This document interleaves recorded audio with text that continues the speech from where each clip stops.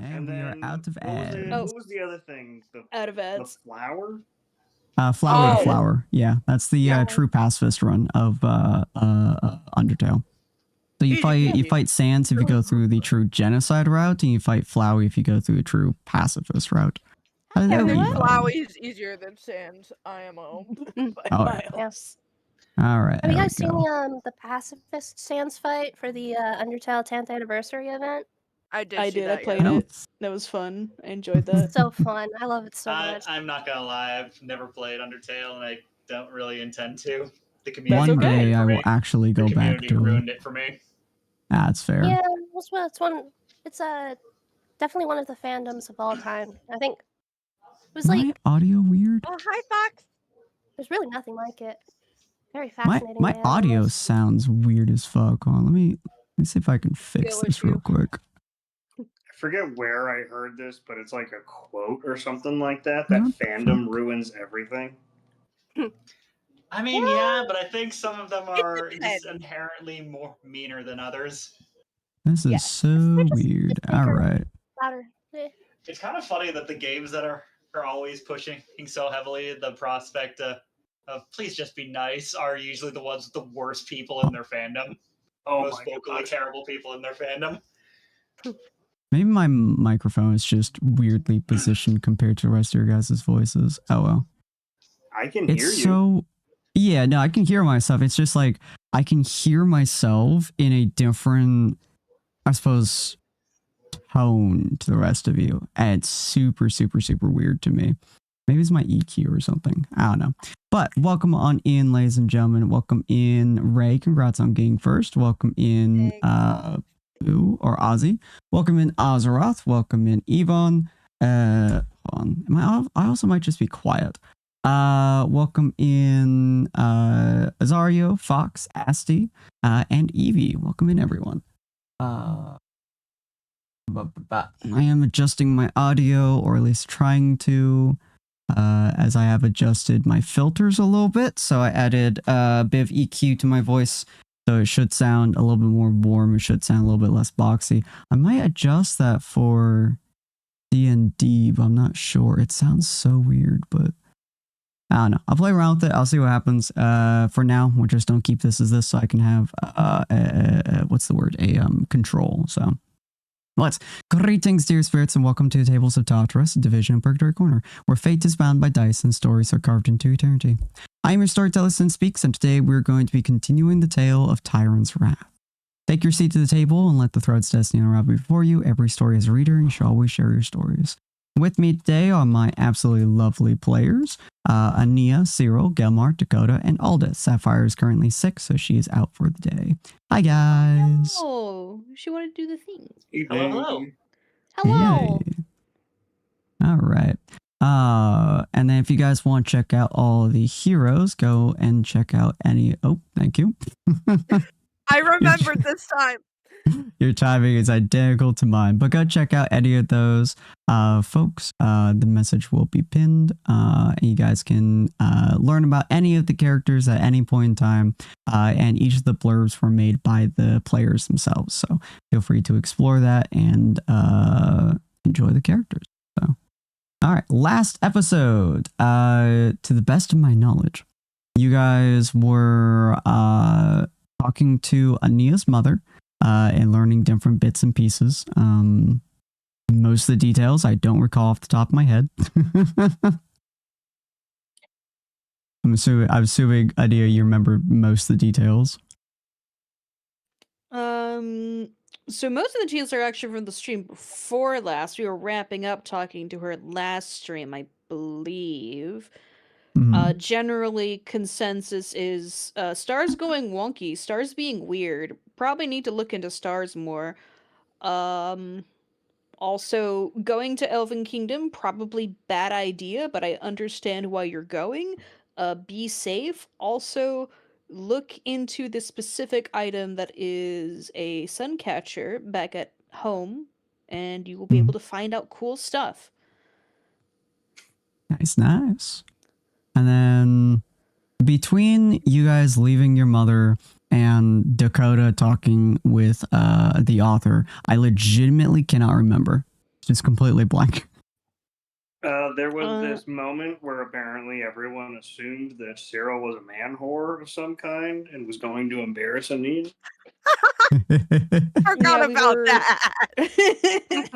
We were walking to where Life Learner is, and on the way, Ania was essentially like, I'm surprised you didn't embarrass me. And then Cyril proceeded to embarrass Ania to every single person they will ever meet ever as revenge. Mood. But then I think I think Dakota asked, because Cyril made like a funny comment about Ania's mom. Dakota, who is sort of blissfully unaware, is like, "Do you like Ania's mom?" And Cyril started to roll with it, and Nia was ready to punch him. And that's what happened there. And then they went to Life Learner, and they learned a lot. I think everyone was like pleasantly surprised. We talked a lot with Life Learner. We learned about. Let me check my notes. Get my notes up. Let me just do that. Let's see. Oh, we learned a lot about the quote unquote 7 sins that we were hunting down. He talked about those. We told him some stuff. He told us some stuff. We also talked about the orb that is potentially in the Elven Kingdom that is corrupting them. And the Life Learner revealed that it might be something called the Shard of Night, which the elves sort of disagreed about happening there, and also may coincide with a plague that happened that killed a lot of the high elves around that time. We also talked about the boar fight that Aldith might go into, and like the details concerning that. So what Aldith needs to do, what she can't do, and how much the rest of the party can or cannot help her. Which it turns out they can help her a little bit. They can help her get it to low, but she has to fight it like once it's at like 25% or less HP, it becomes a one-on-one. Because then it's fair. So all doesn't have to fight a creature 8 times her fucking size. Yeah, for the whole fight. One of us just needs to make sure we have a weapon with sensor equipped. There we go. She has a spell that can do that. She does? Thank God. Wait, she can't use spells. Oh, yeah, true? that's fair. Yeah. She can't use spells. If I was allowed, I technically have Hunter's Mark, but... Ooh. We also talked a bit about moon dust, and Life Learner knew some stuff, and looked over Ania and Aldith, as did Ania's mother, trying to find out what the heck is up with them after having contact with the God's Blood. Aldith is just suffering from withdrawals. She'll be fine. Ania's got something else going on, and everyone's like, you're good right now. We don't know if that's gonna stay in the future. So keep an eye on it, I guess. Good luck. This is some divine infection stuff, and we don't know how that's gonna work out for you.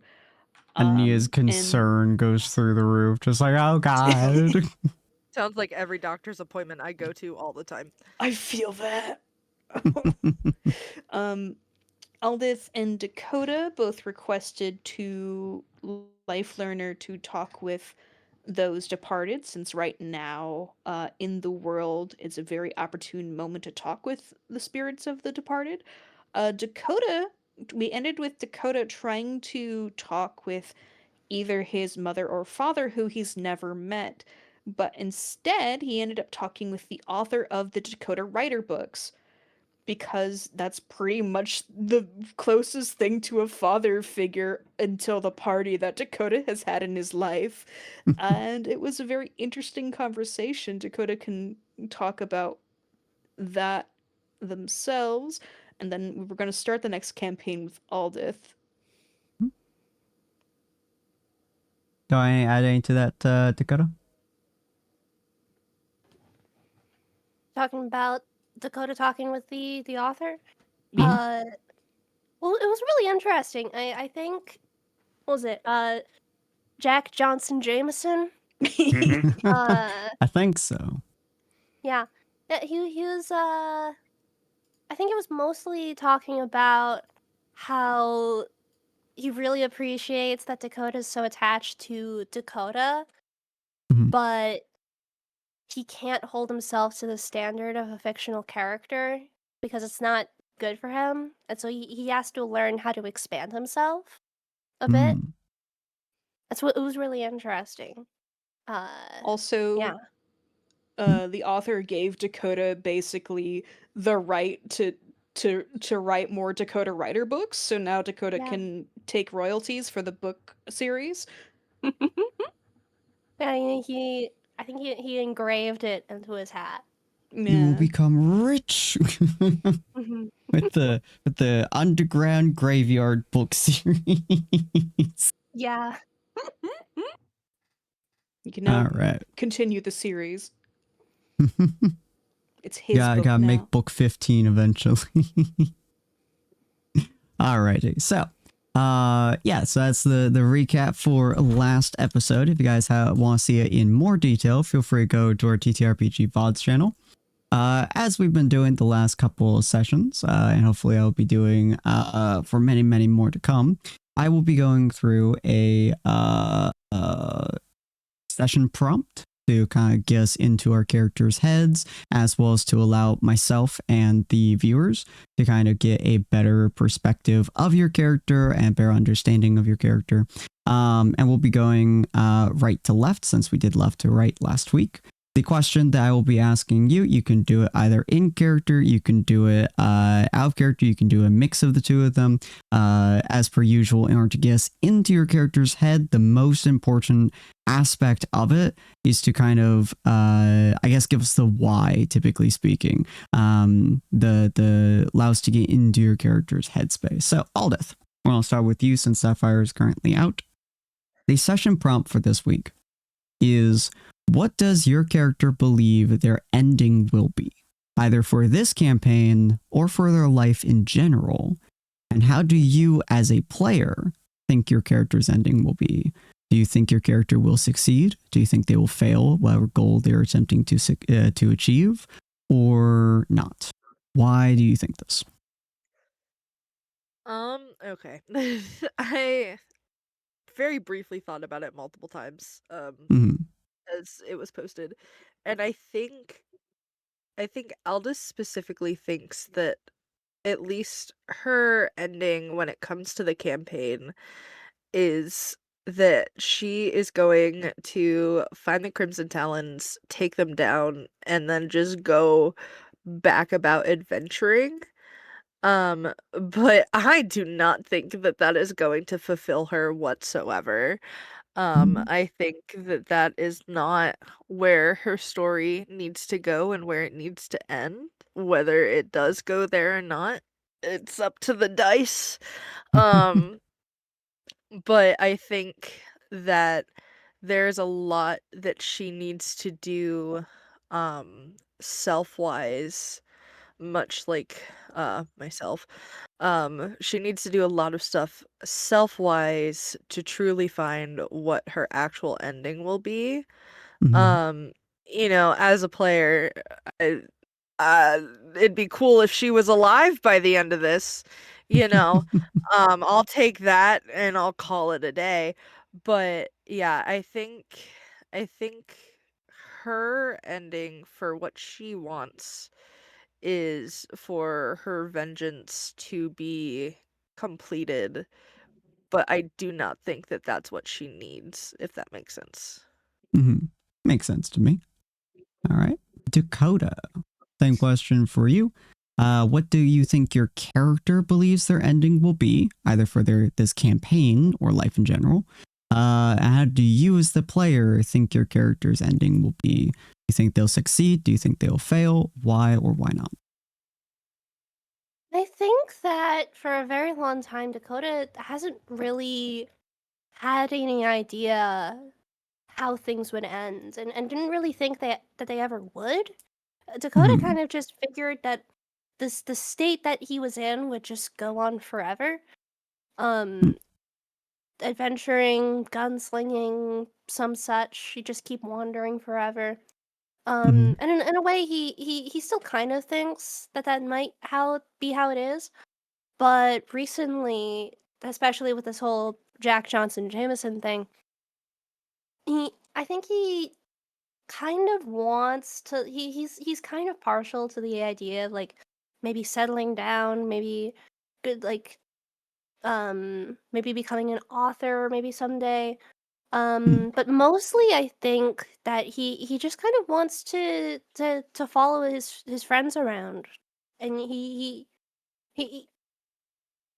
he's gotten really attached to his family, and he's kind of worried that maybe someday he'll lose that.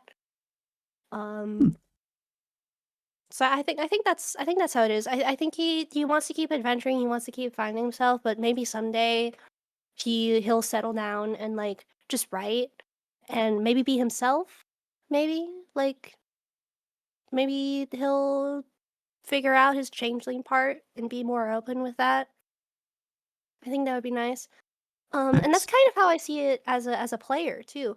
I think someday he might face the world as the changeling and not the dragonborn cowboy.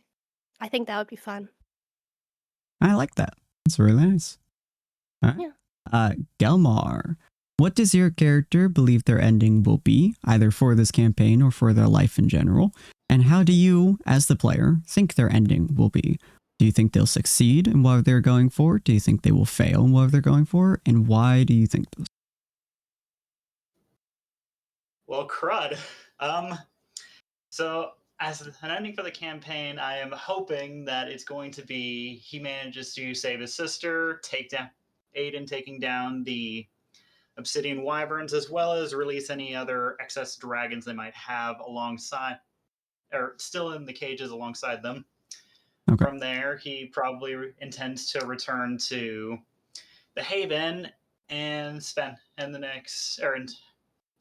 his time there recovering, or for him and his sister to recover their mana with their restraints removed.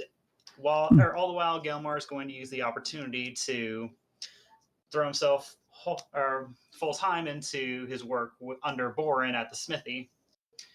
Nice. Just simply because it's a good opportunity, or for one thing, it's a good opportunity to see the more pedestrian side of humanity, as well as to get some more work in on his equipment and to possibly aid the guard force and other potential aspiring adventurers so that they can get started more effectively and hopefully have less odds of dying while they're out there. Smart. Excuse me while I DM you something real quick. Not the worries. Take a look at it real quick. Nice.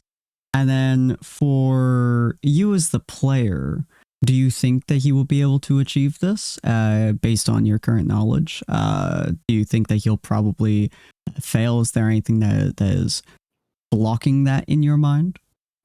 Honestly, at this point, I'm not 100% certain. Again, at this point, the only thing that I think might potentially complicate it is how we might potentially have to wrangle brainwash dragons or get the restraints off, assuming the current technique we have or we're looking at doesn't work or might not work for all of them.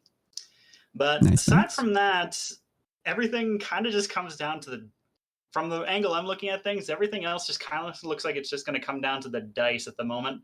And I know that's an extremely dangerous thing to say right now, but that is kind of where I sit right now. Hey, chaos is always a good thing to add. Yeah. All right, Cyril. Also, one last extension I need to send to you. Let me take a look real quick. Okay. Very excited to see that. All right, so Cyril, what does your character believe that their ending will be, either for this campaign or for their life in general? And how do you, as the player, think that their ending will be? Do you think they'll succeed? Do you think they'll fail? Why or why not?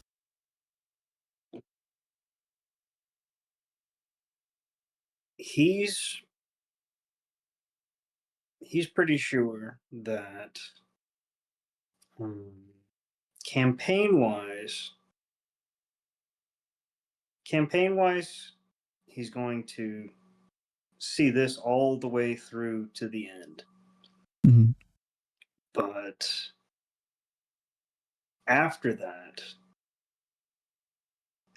he knows he has a long list of things that now need to be done. And being in service to a death god,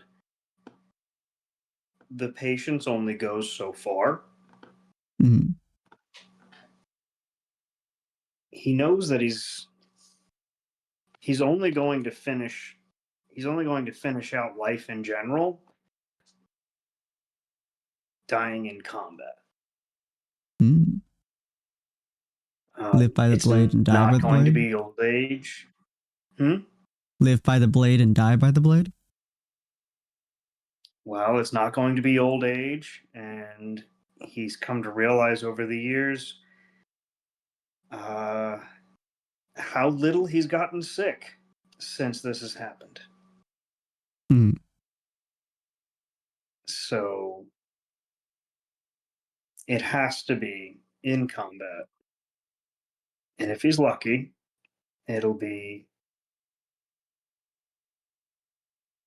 protecting his friends.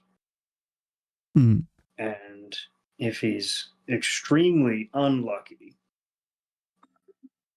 he may have to force their hand and Mm. make them kill him. Oof. And as the player, how do you think about this ending? Do you think it's most likely that he'll die protecting his friends? Do you think that there'll be a roadblock? Do you think it'll be after this campaign? Do you think it'll be during? How do you as the player think about this? I think that there will be more than one occasion where he'll probably attempt to protect his friends, protect this new family. Mm-hmm. Interesting.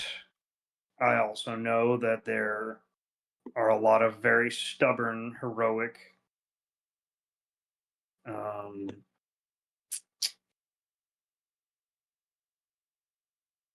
kids in this group.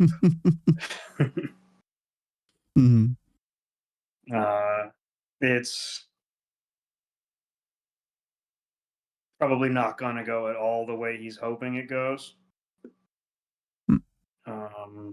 And chances are pretty good he'll end up continuing on and leaving Haven in someone else's hands. Interesting. Okay. And then Ania. What does your character believe that their ending will be, either for this campaign or for their life in general? And how do you as the player think that this ending will be? Do you think they'll succeed? Do you think they'll fail? Why or why not? So both me and Ania are like, Ania's gonna die, but that's mostly because of Ania's anxiety towards it. Because Mhm. Ania, ever since like the campaign, like the first session or two, Mhm. has been very worried because she's very hyper aware of how fragile she is. Yeah. And like that's sort of been a shadow over her, even though she went into adventuring very gung ho about it. But Mhm. when she pushes the anxiety aside, and maybe also fueled by it, which is always she's always had the goal because she knows druids, even those that aren't elves, tend to be Mhm. long-lived, and she wants to outlive her mother, who is an elf. But since she's a changeling, she has a lifespan similar to a human. So she Mm. wants to continue being a druid, and one of her goals is to outlive her mother because she doesn't want the reverse. And another sort of side goal that she may want is to do with what she expects is a bunch of changelings who need rescuing, and they're gonna need a place to go that's safe. So if she does like become more druidic, she's thinking she can make her own circle someday. Ooh. Because Okay. changelings are gonna need somewhere to go, and she has nowhere to That's send really them. sweet. That's really sweet. I Mhm. like that a lot, actually. Very true. But that's sort of on the back of her mind because she's more thinking of the present and the prophecy that she does not even know what she's supposed to do in it. As for the player's side, on if she achieves it or not, if she manages not to die, which is looking a bit weird because she has a lot of different things going on for her. I think she has the power and means to achieve most of what she wants. It just depends on everything that's going to happen along the way. Okay. Very interesting. All right. I like the idea of her having the plan of protecting the changelings. As I said, they don't have a place to go after you guys have saved them, assuming of course that they're there in the first place. So having somewhere for them to go, having somewhere to create, especially something so dedicated to your own well, you essentially, is a really interesting way of taking that, especially for your character's mindset and their anxiety and stuff. So, I like it. All right, so Yay! yes, thank you all so much for kind of sharing your guys' mindsets and stuff. I do really enjoy being able to peek into where your characters are thinking, how they're thinking at those moments, and kind of what their goals are, what their ideals are, what their process of their train thoughts are. So it does help quite a bit, especially for DMing. So yeah, last episode, we ended off with Dakota having talked with Jack. Was that his name? Jack Johnson Jameson. Jack Johnson Jamerson, thank you. And then we're going to move on, I believe, to Aldith talking to, or attempting to talk to her mother. Yeah. Okay. So you do have everything set up for you to be able to go and talk to her if you'd like. You guys all see Dakota kind of walking back towards you guys. Dakota, how do you look at the moment? Do you look weathered? Do you look satisfied? Do you look entertained? How do you look? I think he looks very, very wistful and thoughtful. Like happy and then bittersweet and confused. I think there's just a lot of emotions looking at him right now. Okay. Yeah. He has his hat off and he's looking at the engraving on it. He- Mhm. Sorry, my playlist just went into like a Vocaloid song and I was very confused for a moment. I was like, that's not my Fair enough, Dakota fair enough. playlist. But yeah, he's looking at the engraving on his hat, and it looks really thoughtful. Uh, he's not really registering the others right now, and he's just like, wow. That was an experience. It was a very strange experience for him. Do the rest of you say anything to Dakota, or you just like, he looks very blissful? I don't know, it looks blissful. Hmm? Ania does like walk over to Dakota and she like tugs on his mantle because he's very tall. Mhm. And she like gestures for him to like lean down. It's like, he kind of leans down a bit. It's like, that miss. Ania pats him on the head. Aww. That's all she does. That's so sweet. let me. It's like a contented cat. Has to reach up. Just like the headbutt back. Like, keep going, Yeah. keep going. Yeah. Okay.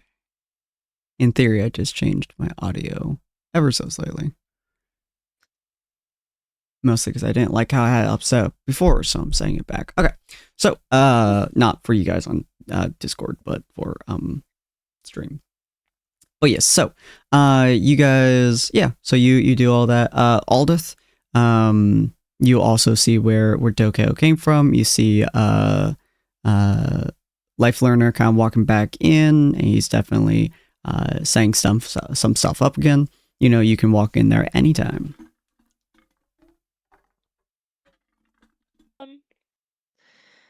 I think Aldith would step away from everybody for a moment, like, just to mentally prepare herself. Mhm. She'd probably, because yeah, she's not wearing her armor. Ooh.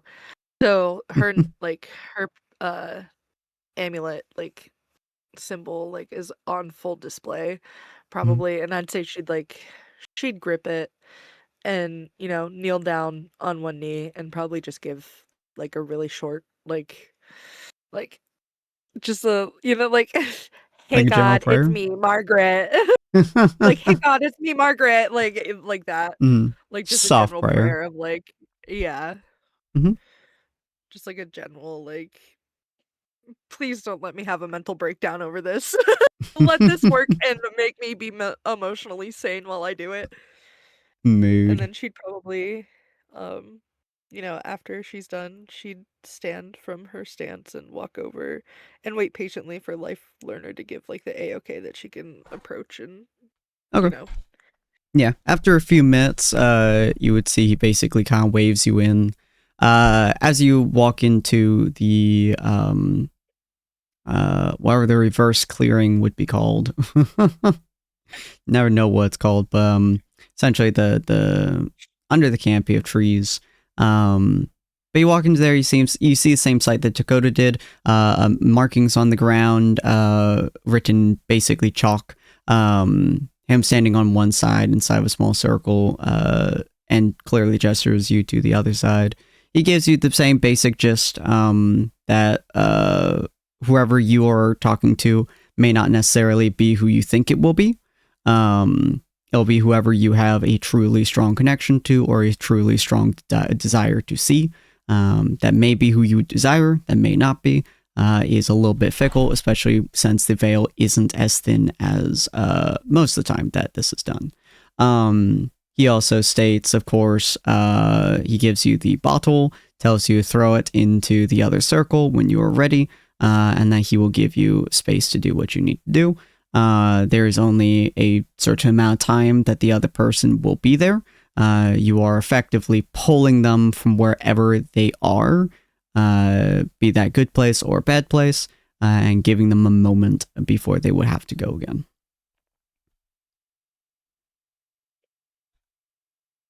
After, yeah, she. Hmm? Sorry, no. No, keep going. I just like. She'd probably take that all in for a moment, and I think in her mind, she would make sure to like focus on memories of her mom because it's been so long since she's passed away. I Mm-hmm. think a really prominent memory that would stand out to her would probably be like her and her like, this is so silly, but I think it'd be like a cute little memory where she like is walking around her house and her mom's like prayer robes, and they're way too big for her, and she's just flailing her little arms around and her mom's just like smiling and laughing. I feel like that Adorable. would probably be like a core memory for her, so I feel like that's something she would probably focus on. Okay. Yeah. So, you would keep that in your mind. He will kind of nod to you and then walk out, letting you know that you may start whenever you wish and you may leave whenever it is done. He'll be outside, both for sake of privacy and just in case something happens. And then you are left to your own thoughts. the bottle in your hand, chalk on the ground, and just the thoughts in your head. She'd probably sit crisscross applesauce and then immediately get up and be like, no, I gotta stand. I have to stand. And then she's like, maybe thinking about sitting down again. She's like, no, I have to stand. And then she'd just be like, take a deep breath and throw the bottle. Okay. The bottle hits the ground with a loud smash, and just like with Dakota, a large, almost looks like a portal, a flame appears that kind of like stretches itself into that portal shape with that small arch. And then after a few moments, you see a very familiar sight slowly stepping through the portal. It is indeed your mother. If you'd like to, you are welcome to describe her. Oh God, I don't even know if I have a description for her. Mhm. She's a wood elf. She's probably a little I feel like she's a little shorter than Aldith. I feel like she got a mixture of her height from her dad and her mom. Mhm. Um Probably I'd say darker hair because I feel like maybe like black hair Mhm. um and like some green eyes. I feel like that's the vibe I get from her.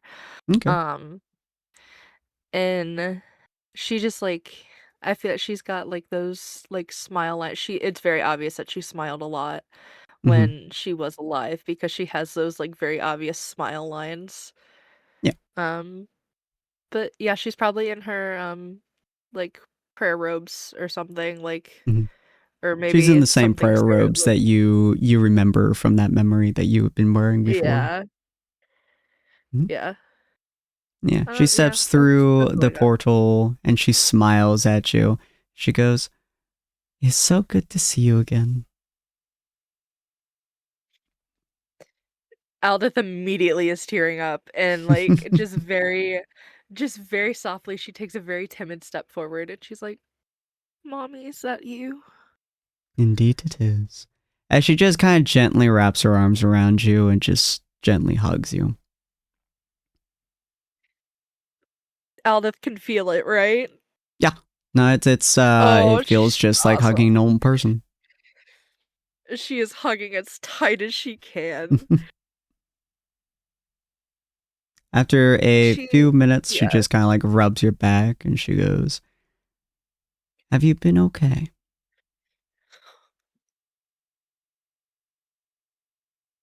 I'm already starting to cry. This is not okay.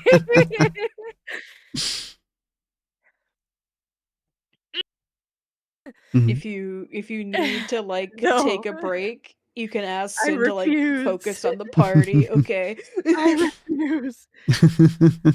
Um, no, she'd just like she'd nod her head and then she'd pull away, like she'd still rest her arm, like her hands on her mom's shoulders, and she'd be like, I I don't know.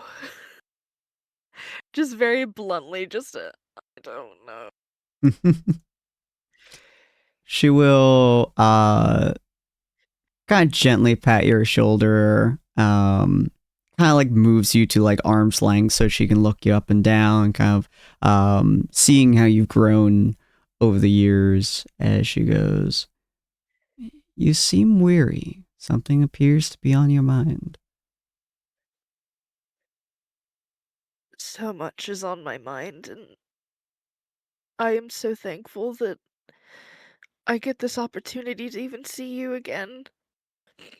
I need someone to talk to, and you're the only person who I think would understand where I'm coming from. Hmm. Are you still in the village? He will let out like a big huff of air at that one.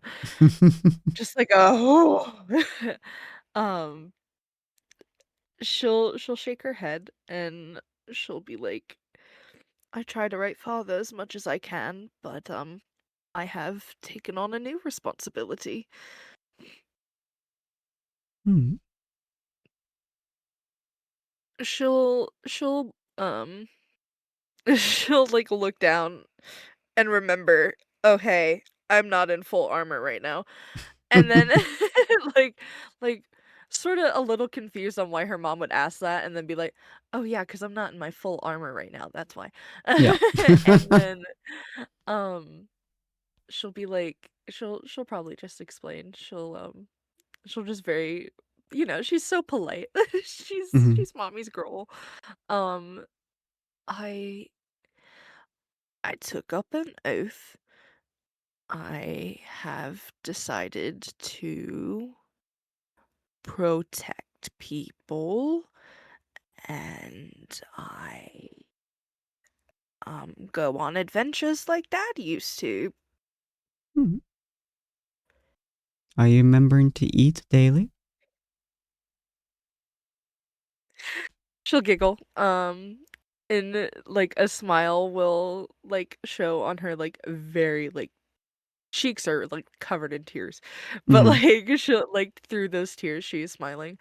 Um of of course, and I always give at least some of it to Helm. She nods and gently wipes the tears from your cheek as she just kind of goes, is it your new mission that is conflicting such turmoil within you? She'll she'll like sort of shrug, but like she'll also grimace like oh I gotta do it. I just gotta rip off the band-aid. And she'll just be like, so were you ever gonna tell me that um I'm an Asimar, or was that just something that was never gonna be a topic of discussion? She kind of bows her head gently as she was like, I was planning to tell you when you were, well, around this age, actually, but unfortunately, life got in the way, of course. It was never something I meant to hold away from you, but we always assumed that either you may not see your father in the same way, or you may not see yourself in the same way. The God touched is a very rare thing to have, and it tends to seep into people's souls once they know, and they tend to think of themselves in a very different light. And we wanted to keep you away from that as best we could and raise you as if you weren't. And then once you became old enough, we would let you know and let you figure out life as it came at you. She'll sort of smile, like not what's the word I'm looking for? Not like mockingly, I guess. Like she's not like, Yeah. yeah, okay. Like it's not that way, but it's like oh yeah, that's the type of response I was expecting from my mom. Mhm. Um, but she'll she'll just like I don't know. I feel like her shoulders would sag a little bit, and she'd just nod, Mhm. and she's like, I I think finding out was more. I don't I don't know how to feel about it. Especially when you find out from the one who and then she'll stop and then she'll just look up at the sky. She gently kind of rubs your shoulders and she goes, um, it is strange to find out for certain, but it doesn't change who you are. You are still Aldith. You are still my daughter.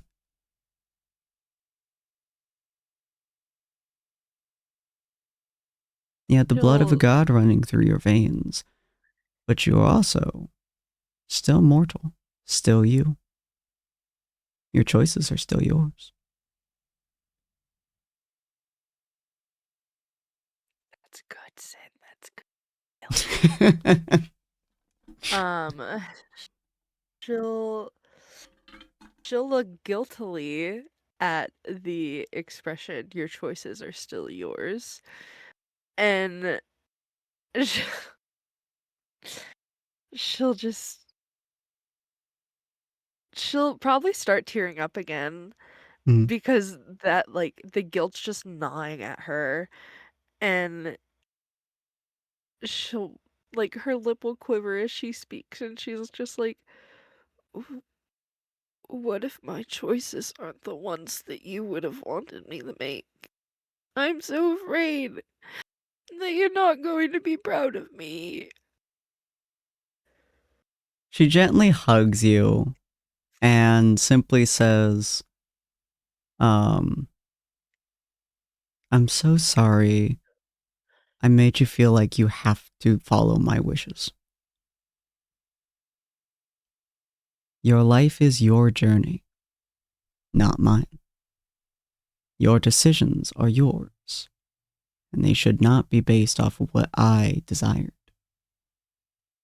I would love for you to have followed my footsteps, as it seems like you have to a degree. It is wonderful to see that you have grown up and you are striving forwards with every step.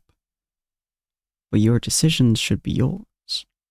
Your life should be yours. Your hopes, your dreams, your desires should be yours. If they fall in line with what I believe, that is all the better. If they do not, that is not bad. I am proud of you because you have grown up to be strong, courageous, and interactive. Remember the days when you would walk around the house and tell your father that you were going to go off and fight some goblins just because you thought it would be a good plan? He was always so worried that you would actually go and do it. One day you picked up his dagger and you were stabbing at a wooden dummy outside. So afraid for you. He always was. He was a very worried person, but your job in life, beyond anything else, is to just do what you think is best in each moment. No matter what, as long as you hold true to what you believe and what you hold true and your faith and your desires, even if they are different from mine, I will still be proud of you. I may not have the highest of enjoyment for some of the stuff that you may or may not do, especially if you turn out to be a criminal who is, stealing poisons, but still be proud that you managed to become a criminal. How hard it is to get wanted nowadays.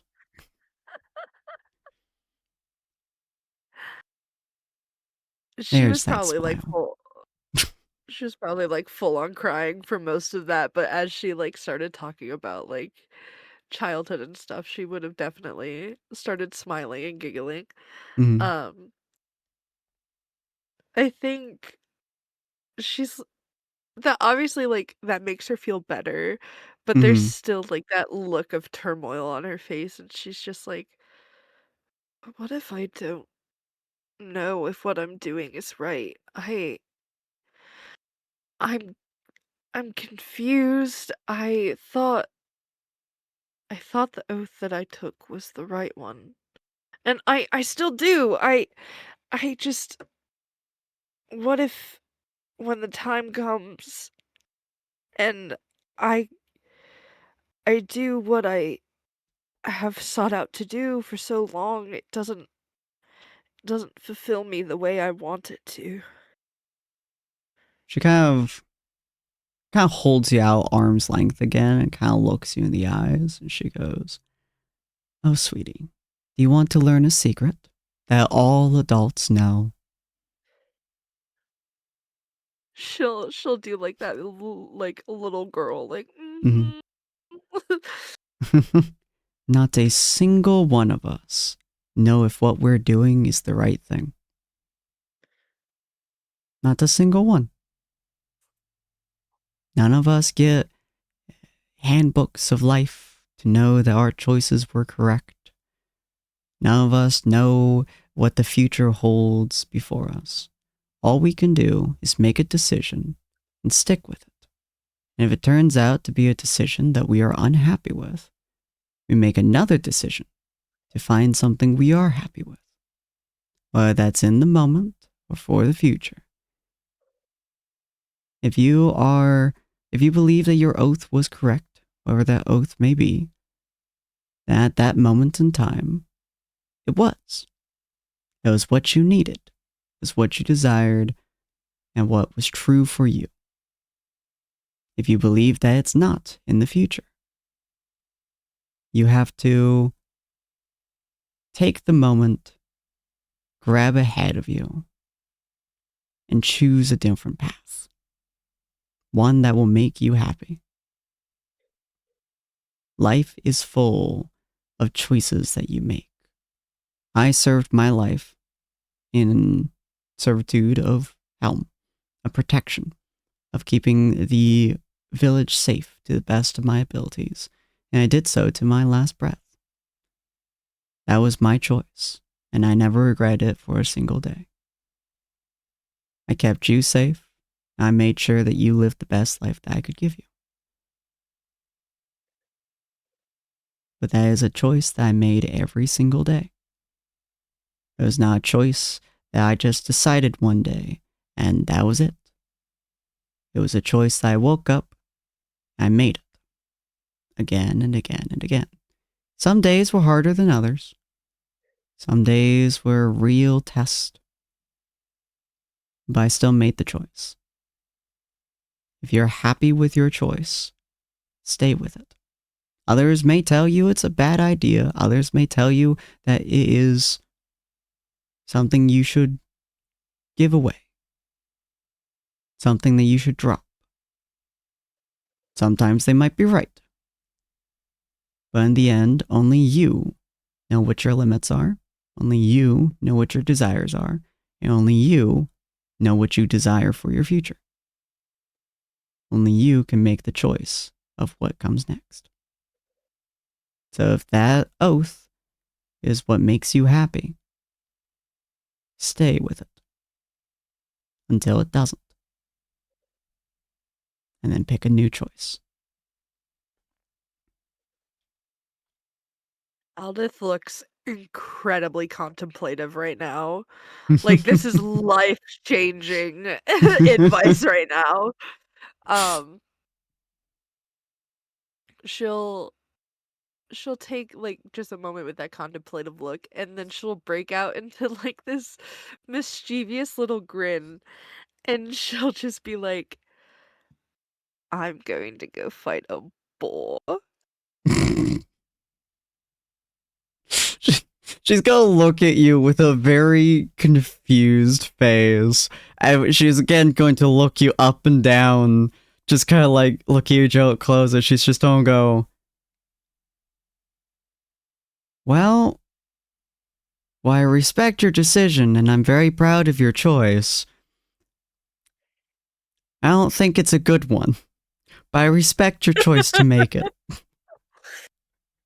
She'll giggle, and she'll like kiss her mom on the cheek, Mhm. and she'll take a moment and just take in just her mom, and just like really just try to memorize every detail, Mhm. because she's finally seeing her again after so long, so she wants to make sure that that's ingrained in her head so she Aw. doesn't lose that again.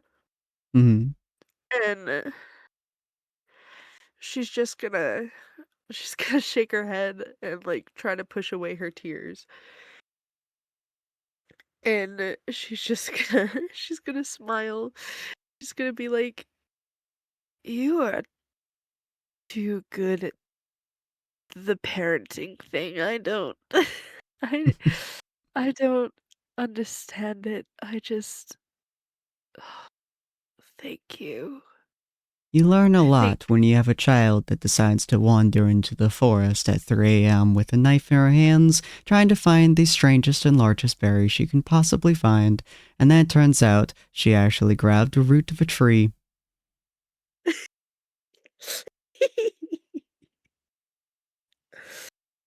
She's giggling at that because I feel like she would have no memory of that. So like she's giggling at the idea of like this memory that she has no no Mhm. recollection of.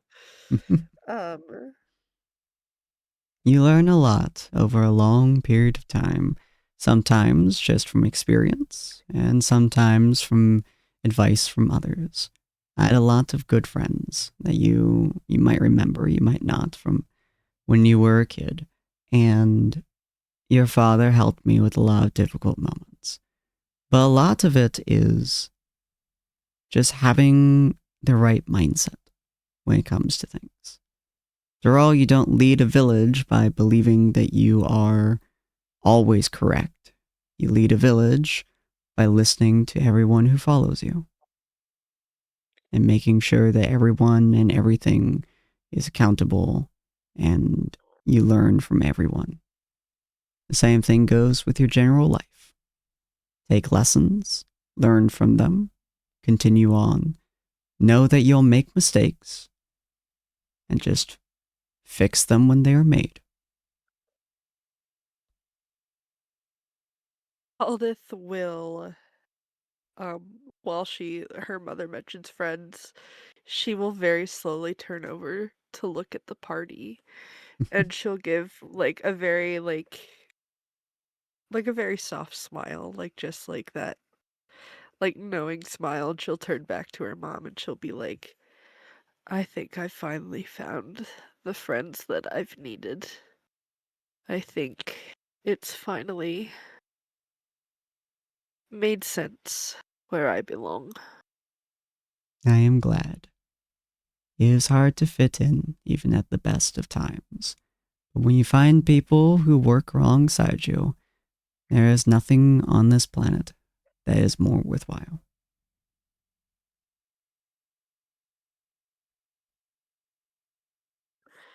She'll she'll nod and she'll actually I don't can her mom see the party as well or just Aldith? Through the dense thicket, you can kind of see your party. It's not the easiest thing in the world to see, but you are able to see them. She will point to Cyril and look to her mom with a shit-eating grin and go, I gave that one an uppercut. she she kind of like peers through the trees, kind of sees it. She goes, "You uppercutted demigod?"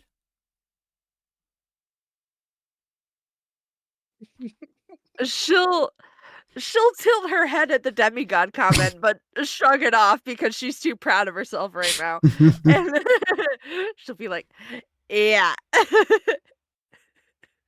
You might be able to fight the boar. As she gently pats your head, as she looks back over to the portal behind her, and she goes, "Unfortunately, my dear, it is time for me to go. The veil is thinning. Or thickening." Sh- she'll nod and she'll look sad, of course, because Mm-hmm. she just got her back. She doesn't want to lose her again, but she'll she'll give her mom a hug and like kiss her temple and be like, this was the best reunion I could have asked for. I love you so much, mommy. It was good to see you again. It is strange to see you all grown up now, but you have grown up in ways that I could never have expected. I'm all the more proud of you for it. I love you too. And she'll slowly start stepping back through the portal and kind of just slowly waving at you as it starts to close.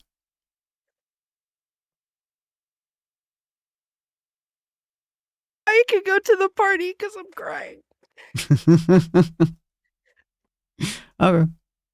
Yeah, you start heading back to the party. You all see Aldith absolutely crying, and somehow also Oh, wait. looking relieved at the same time, to a degree. I think Aldith said to like pan to the party Oh, and pan leave to the Aldith party? there Okay. so she can recover.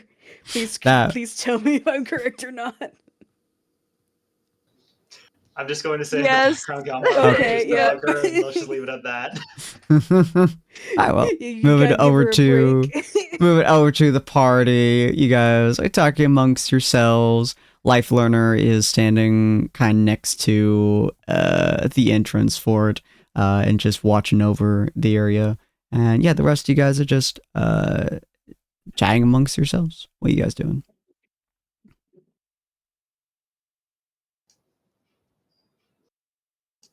Now that is a question. Ania at this point probably would have asked Dakota if he like wants to talk about what happened or if he wants to keep it to himself. I think he'd be open to talking about it. Mhm. Did you see one of them? Not really. I th- I think I think I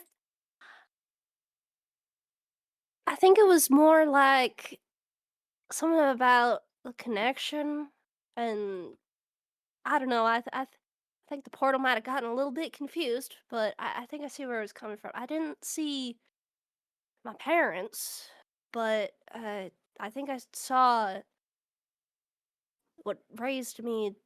Rather, I saw he takes off his hat again. And he shows the engraving, which I assume was like a signature type thing. Pretty much, yeah. Yeah. See, I got to see the Jack Johnson Jameson. Who? Who? The author of Dakota Rider. All 14 books and the unfinished 15th. They're dead? Yeah. Something about, what was it? Like a Hydra or something, and then also a mountain lion. Yeah. Was he nice? Yeah? He sounds amazing. Yeah. He told me a lot of things, and he gave me the rights to Dakota Rider. I don't know what to do with that. Well, I don't know much about book rights, but I mean, where do you even go? We're already looking around pensively. Are you okay? Was it good to see him? I think so. Fairly confusing, really. He told me that he realized how much Dakota Rider meant to me, but that despite everything, Dakota's still just a character, and I need to find me. Didn't I tell you that like months ago? I'm still trying, you know. It's okay. I know it's different from the actual author. Oh, that's Yeah. wild, though. Yeah. I guess I didn't realize how much all the books really imparted themselves on my psyche.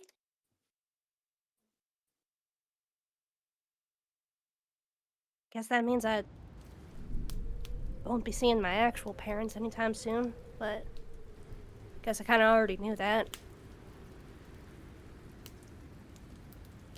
Maybe you can try another year.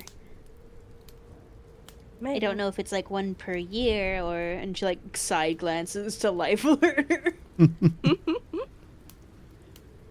He kind of shrugs.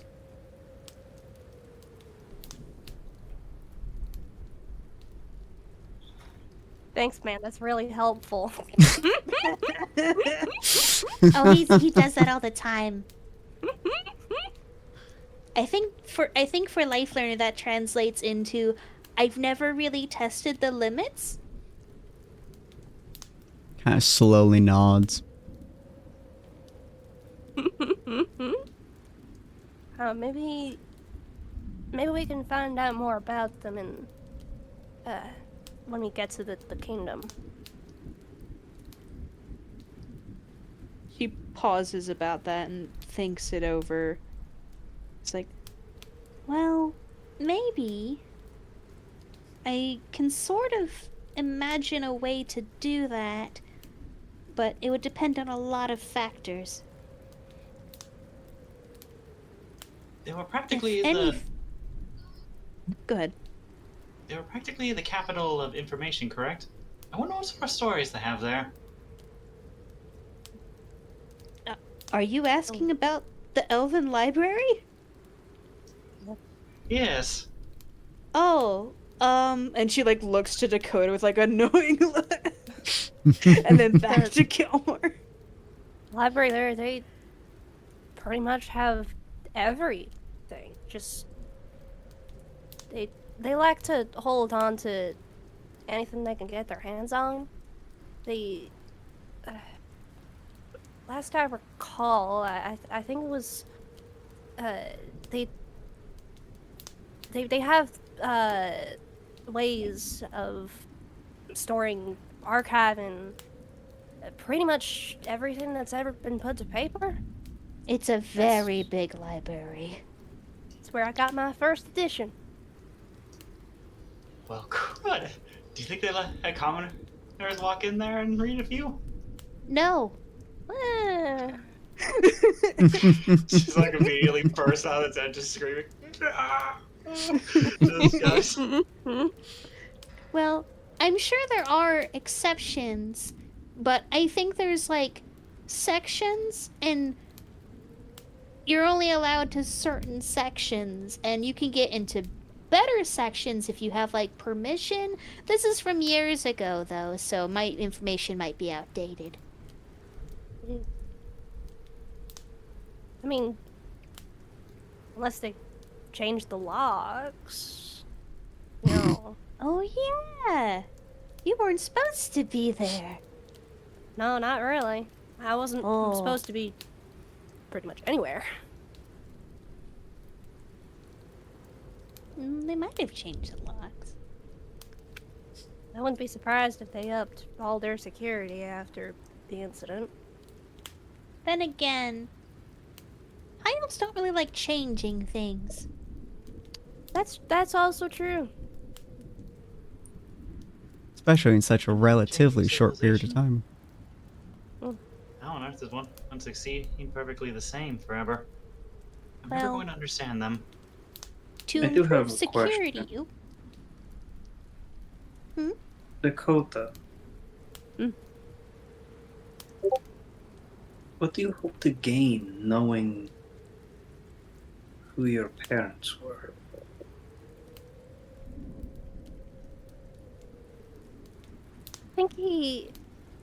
I think he hesitates at that. I guess I just maybe if I know what came before me, what brought me here, maybe I'll learn something more about me.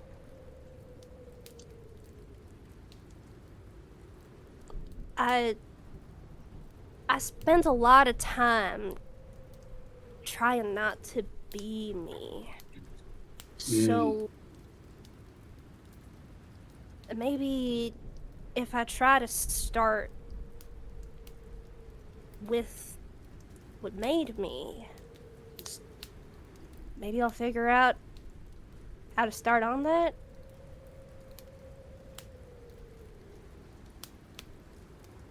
Does that make sense? It does. As you say that, you guys see Aldith slowly coming out of the area, out of the entrance that Life Learner is standing next to. She's of course crying quite a bit. She also looks, I suppose the word would be content to a degree. At the very least, Kalmar's going over to make sure she's alright, and due to the tears. Mm-hmm. Are you alright? What happened? She'd probably like hold out her arms and make little grabby hands for a hug. He's going to look a touch confused for a moment, but he will wrap his arms around you and practically pick you up in the hug. Aww. She will squeal with glee. And will hug back as much as she can with her little baby body. And like after a minute she'll tap him to like have him set her down, and she'll like wipe away the tears, and she'll be like, I'm okay. I just needed that a lot. Are you sure you're alright? What happened in there? She'll give like an oof, like a whew. And she'll look back, and then she'll just be like, I saw my mom, and you know, that's all I needed.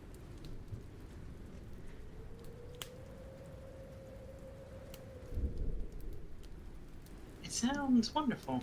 Well, actually, but I don't understand. You still seem broken up about something. And Nia's like giving Gilmar a really like odd side eye. Because he doesn't understand. Yeah. Maybe happy tears? Something like?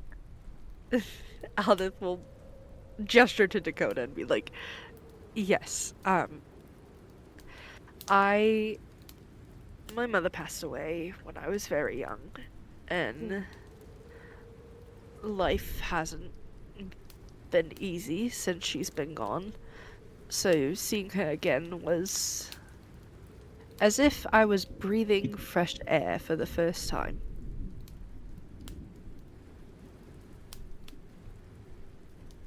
Freeing yet bittersweet. Exactly. I can get that. Oh, I'm glad you found what you were looking for.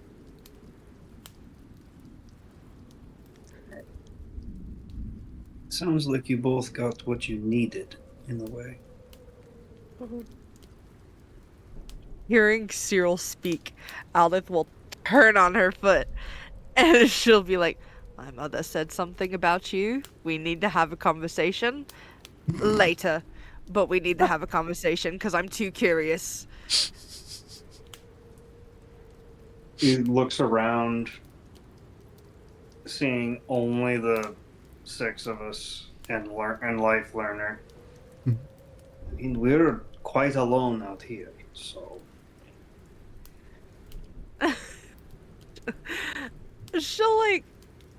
She'll look to everybody else, and she'll like give Cyril like a look of like, do they know what I'm about to mention, assuming that you know what I'm about to mention? Nope, Cyril is entirely oblivious. I love the idea of Cyril. Curious. I love the idea of Cyril leaning and he's just being like, did I seduce a second mother? Damn, I'm sexy. Dakota's just looking between everyone, like, they're just like, oh no, they're gonna fight again. We have to stop them. She'll probably lower her voice, and she'll very awkwardly like try to situate herself to like close off probably everybody but Ania, because I feel like And Nia's I already fear- like moving closer. I got my special fear- ears open. I fear Aldith is under the impression that Ania knows everything about everybody, so she's allowing Ania in on this. And she's like, so my mom said something about you and demigod. What's all that about, buddy? You don't have to tell me. You don't. She'll very quickly correct herself. She'll be like, you don't have to tell me. I don't know. She mentioned it. Yeah. Hmm.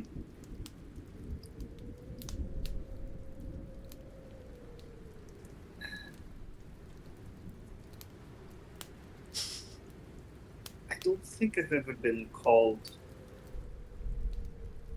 something that respectful.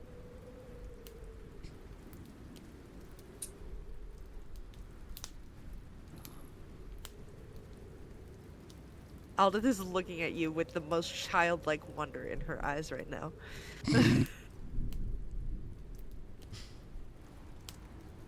Have I explained? I don't believe I've explained to you how I. And he holds up one long hand. How I came to be like this. This like childlike expression will fall and like like a light layer of guilt is on her face and she's like, fuck. Like just like that. Ah, fuck, I'm opening a can of worms and now I feel bad. But she'll very politely just shake her head and she'll just very softly say, you don't have to if you don't want to. I don't want to push you. I'm sorry. No. No, it is fine. And Nia like leans over and she's like, He wasn't saying it to like chide you, he was saying it as an opener to tell you the story. Aldith will go like, and then very hilariously will sit crisscross applesauce and look up at Cyril waiting for him to tell the story. He's old. He doesn't get these cues. Gosh, I suppose I should go. Right back to. Yeah. Yes.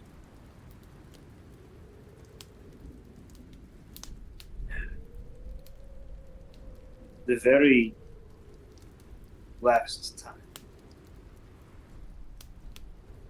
I saw my brothers.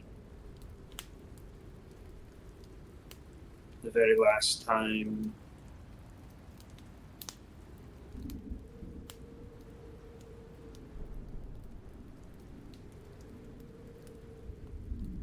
I saw my family. But they saw me.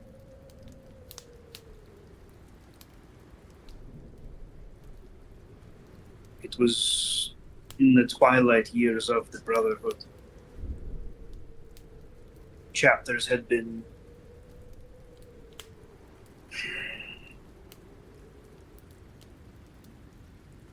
falling apart, disappearing, dying on missions of impossible odds.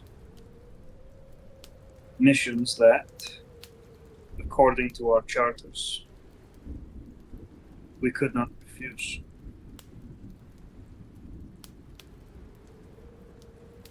One such mission was given to us. The eighth was sent into the Elysian Glade. We were to clear space for farmland. I say we were to clear space, but the truth of the matter was we were to clear out anything living in that space.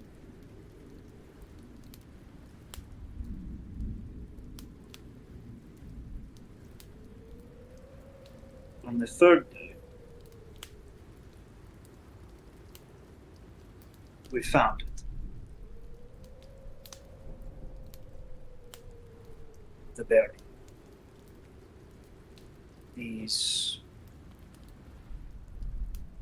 It was a massive structure made of briars as wide across as stone columns holding up a bridge.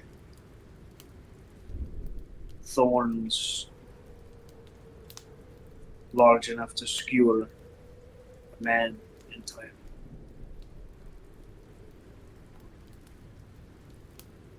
Something was in there. And it was our job to get it out.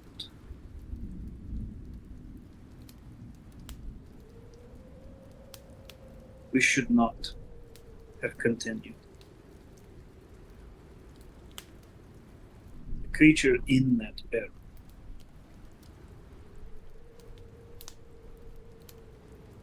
was some kind of old thing from long before any structures we had ever known were even thought to be built.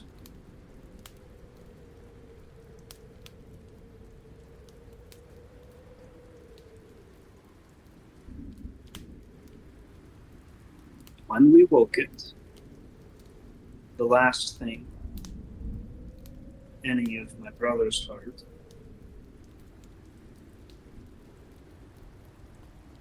was the ear splitting.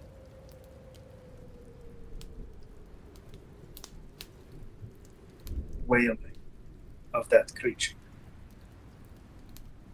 as it cursed all of us. I don't know why or how I survived with my mind intact. When I woke, my brothers had been driven mad.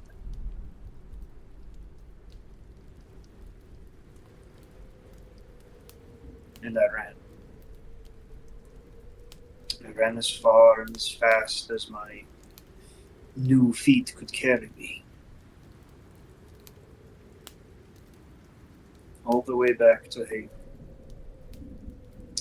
The way back to the council in the dead of night.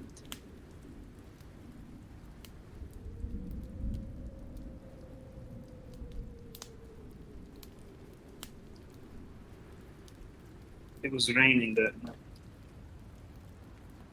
And they were horrified what they saw.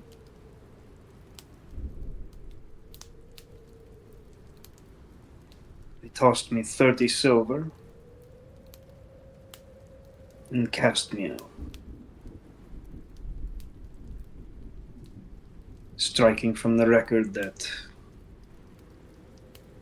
we had even existed.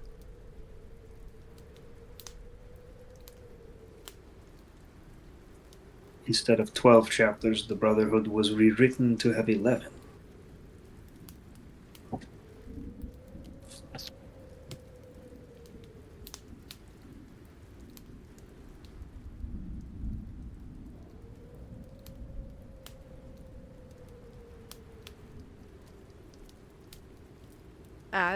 As this story is being told, Aldith is listening with like the most like concentrated, intense face. Obviously there's like a flicker of emotions, but soon as there's that like betrayal of like the council and stuff, her brow furrows and she's fucking pissed. I was alone, hiding in the gutter in Haven.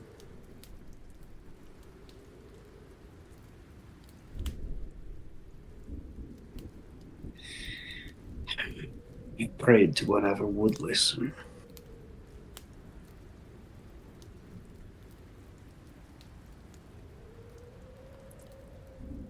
What eventually answered me was Helm. a death god.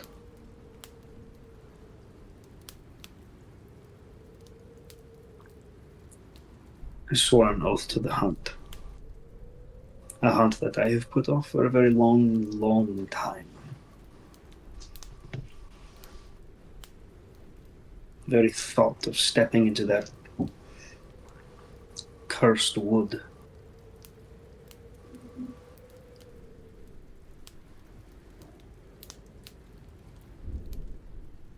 chills me to the bone.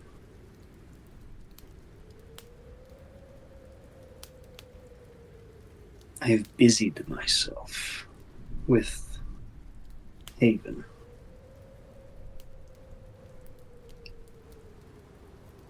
But I owe a debt. And I am not. I will not be allowed rest until that debt is paid. And there is no guarantee that I will even be allowed rest even then.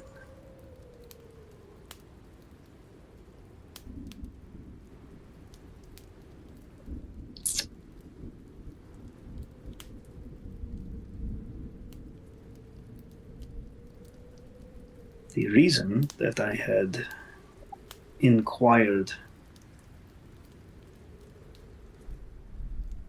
about the moon pool was because we had found one at one point in our travels. And resting in its waters, I felt the illusion of myself once again.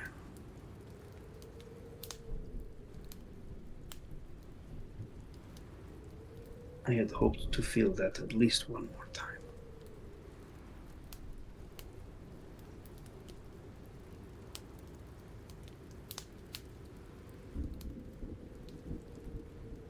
Hate to interrupt. DM, can I 1 roll a religion check, and then can I 2 roll an insight check on that last part?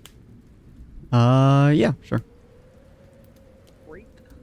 I also want to roll after Aldith rolls, but not insight. Mm-hmm. Okay. 16's pretty good. Yeah, wait 1 second.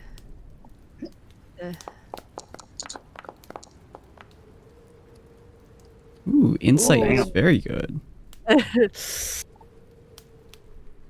Okay. So the religion check, I assume, is for the monster itself that he's describing? Yeah, just for like Hearn in general and stuff. Like, has Aldith heard? Like, does like any awareness, any like Hearn's not the monster. no? Oh, well, that's who Cyril said, was it not? Yeah, Sin was asking if you were checking on the monster that turned Cyril into that, or the god that Cyril. No. Yeah. The god specifically, because I feel like Aldith would perk her ears up more at that than the monster. Okay. Yeah, I will say the god of the hunt. You know a few different gods, and a few different like religions that are usually associated with hunt battles and stuff like that. Primarily they are some form of nature god, usually speaking. Some wood elves pray to a few of them. Usually in terms of survival of the fittest, essentially. So when they're wandering around in the forest and trying to get enough food, they usually pray to some kind of nature god, who is often some kind of hunt god, something relating to hunting other creatures. In terms of what Cyril's talking about, what would fit more with that would be probably some of the religions inside of Kagar Wastes that the orcs have. There's not a lot that they have. They also pray to a lot of different nature gods, but there is a few gods specifically inside of Orcan culture. There's one that they pray to, which is a pure combat god, like pure violence. That's usually more the ones who live further inside of the volcanic regions. And they basically base their entire lives around the idea of fighting more than anything else. And hunting is a sport. And then you have something more akin to Cyril's like true hunt, like the order of the hunt and stuff. You would have probably heard inside of Gagar Waste that there's a couple of orcs, like a couple of orc settlements that do pray to some kind of god that would be similar to that. Maybe not the exact one, but very similar. Okay. And then you wanted to roll as well?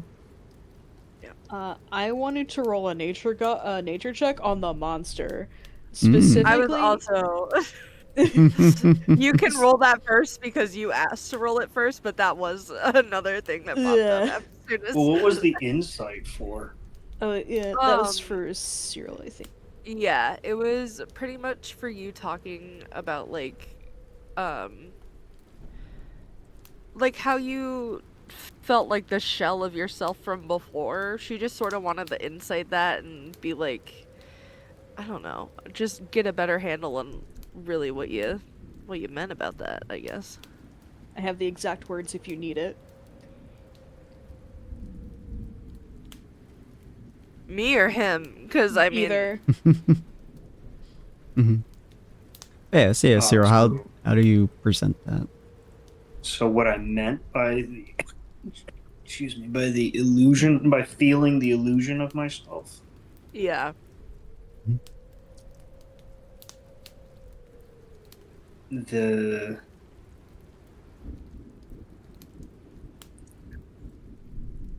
He's never experienced anyone attempting to transfigure him back or into anything else in his lifetime so far. Although he's quite certain that this is not the kind of curse that could be so easily circumvented. And the idea that he would have never felt what it was like to be human again was relieved slightly for however short a period of time that he was able to soak in a pool of pure illusion.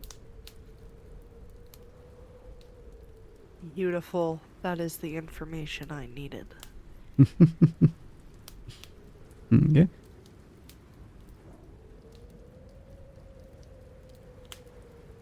Then Ania, you want to roll nature? Yes, so she's rolling nature. She's not sure if she knows what this creature is, but more she's trying to call upon her druidic knowledge of any creature that, or any like sort of creature, like not specific, just like a race or a species that not only would make a huge barrier around a place and that would curse people with something like that, and if they're a good creature or not, and if Cyril was in the wrong in like druidic culture speaking. Interesting. Okay. Let me roll nature. There we go. Oh my god. Ooh, very nice. Okay. For a second there, I thought that dice landed on 3. So I suppose Aldith would be sort of searching for that same information, but probably from a religion standpoint. Okay. But I will let you summarize everything for Ania before I go and roll again, because I just did 2 rolls, and that's not fair. Fair. So I would say with the fucking 25, you would know, creatures like these are not ones that are, I suppose, public knowledge. They are not ones that have a presence, if that makes sense. They are creatures that exist in myth and fairy tale if they exist in all. Creatures that take a domain, creatures that are able to influence and change and transfigure others to such a degree. The closest thing nature-wise that you would assume this would either be an actual nature god in physical form, which there have been rumors of a few of them that have taken physical forms. The general consensus in terms of both religion and nature that would be taught for most druid cultures, most religious cultures, is that after the Millennium War, the gods, they removed most of their powers. And the ones who are still on the continent are ones who have stripped away almost all of their power and are effectively some form of mortal. Maybe extremely long-lasting, like dragons or something of that sort, or they take humanoid forms. It just kind of depends on the god themselves. There's been a few examples of this over time, especially ones who have become effectively patrons to clerics, for example. So it's very possible, albeit unlikely, that Cyril stumbled upon or was directed to an actual nature god and tried to remove its domain. And absolutely he would be in the wrong in that case. If it isn't an actual nature god, it would most likely be some kind of specially evolved creature, kind of similar to a dragon or something of that sort. Especially one that has that much power would be unbelievably old and would probably be hiding for most of its life to not attract as much attention, or as a fae, and came through one of the fae portals, one of the fae Wild Crossing portals. All three of which would be exceptionally bad to fuck with, and absolutely would be in the wrong to be sent to deal with.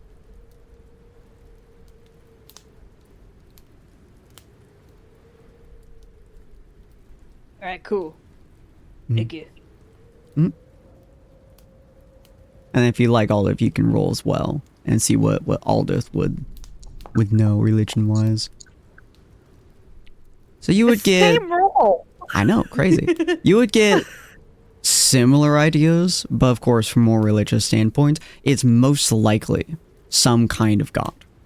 And if it is some kind of god, you don't fuck with a god's domain. Period. You wouldn't really think about Fae, you wouldn't really think about other, like, an actual nature god. You would just think it would be a god who has had most of its power stripped away, and would either be in hiding, or would take its territory, or would pin a territory, whatever it may be. A few of them do so in Gugar Wastes to the best of people's knowledge, mostly in the volcanic regions, or inside of Zahargan marshlands. There's a few of them. There's rumors to be a couple of dragons there too, who make their stance. So there's are a few like super long-lived creatures who have taken specific domains and are pretty much either left alone because of fear, because of tradition, because of rumors, whatever it may be. They're usually left alone. And based on what Zero has told you, this would most likely be, based on your religious history, some kind of god who has staked a domain, and they basically tried uprooting it from its spot.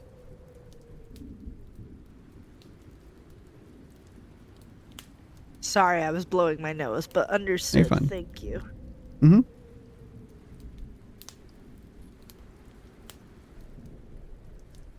And Nia's, like, heard this story from Cyril before, but, like, not as, like, in-depth, but now that she's heard it a second time, she looks very deep in thought and is, like, looking away, and has maybe started to, like, pace, like, off in the, like, away a little bit, and she's, like, doing her little pace around in a circle.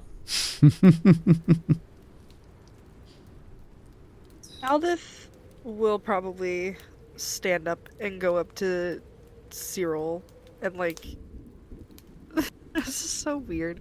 I don't know if it's weird. I'm trying to make it endearing, but it might come off as weird. She'll, like, because because I'm really bad at proportions, guys. I'm so sorry. She'll wrap her hand like either like around, depending on size, either a finger or like his actual hand, and like just give a gentle squeeze and just be like, "Thank you for sharing.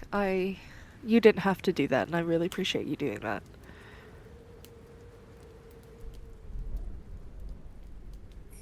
It was something you all needed to know.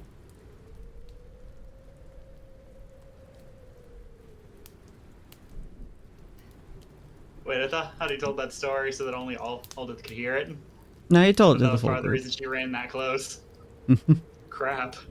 Oh, just Nah. the demigod part was really quiet, but everything else, like, as soon as she said the demigod part, she, like, jumped back and said, "You don't need to tell me," but then Cyril just, like, since that point, they were talking normally. Yeah. I Oh, believe. crap, I should have been listening closer then. I have the entire transcript if you want it. God damn, Yes, girl. please. I definitely need to read through that a little later. Story to How go. did you type that? How did you type that fast? Yeah, sometimes I have, forget like, a lot 100 that she types that fast. Story to go. I'll just post it here so you guys can see that I type in the person's speech pattern too.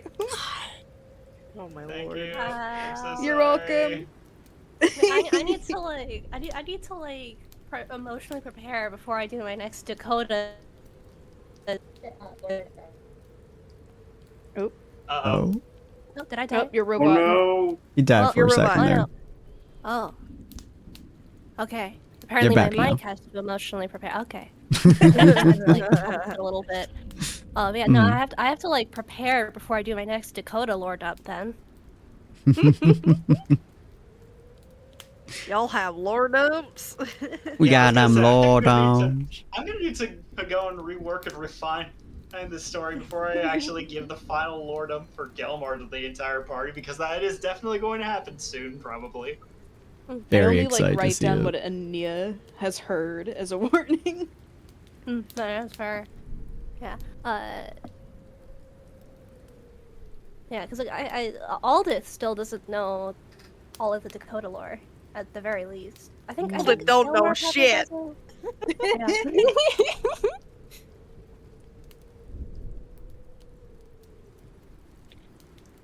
Okay.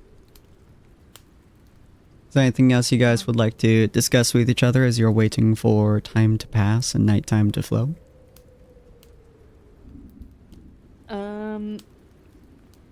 Ania eventually, like, by all means, if anyone has anything else, by all means, Ania's eventually going to go to Life Learner, though.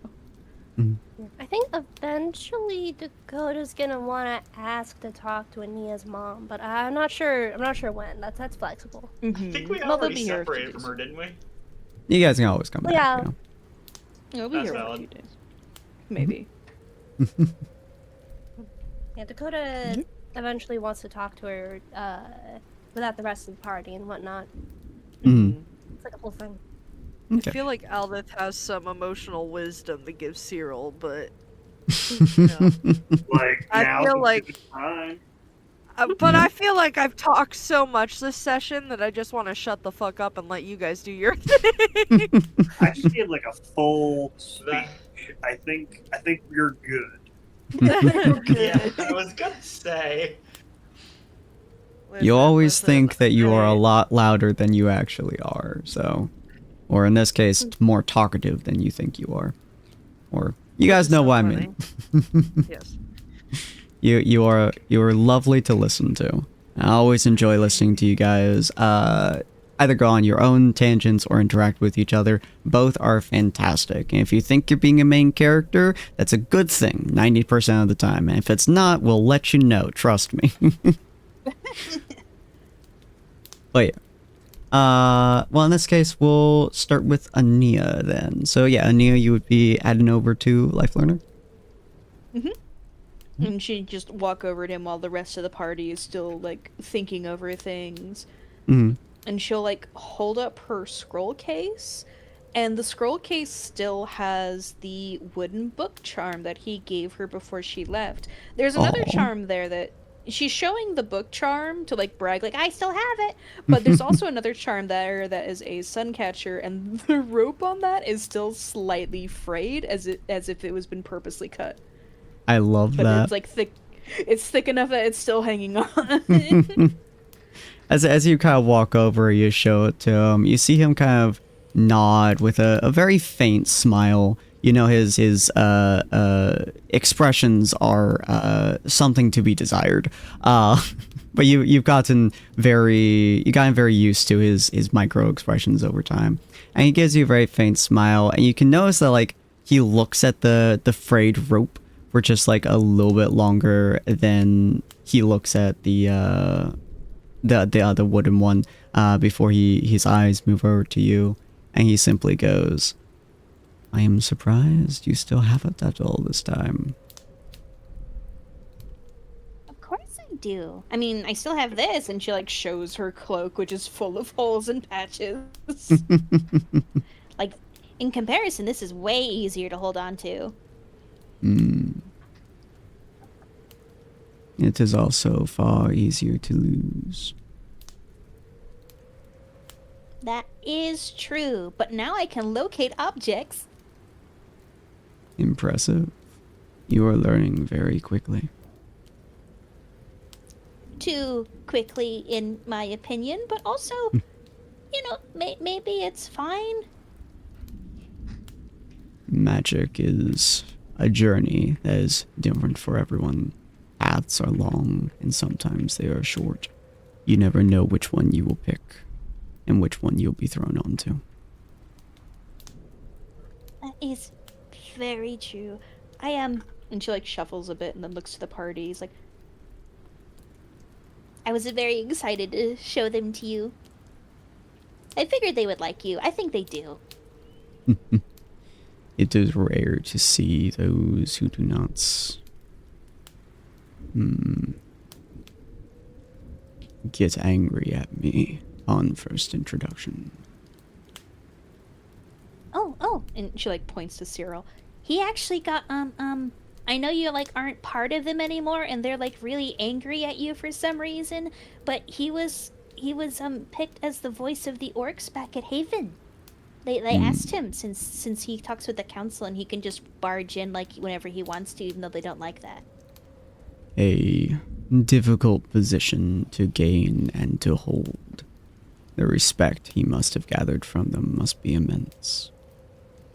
He's very old. I can tell. He walks with the weight of one far above his station on his shoulders.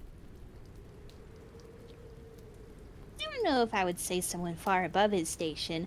Definitely one he probably doesn't want, though. Not many want the responsibilities that are thrust upon them as age falls upon them.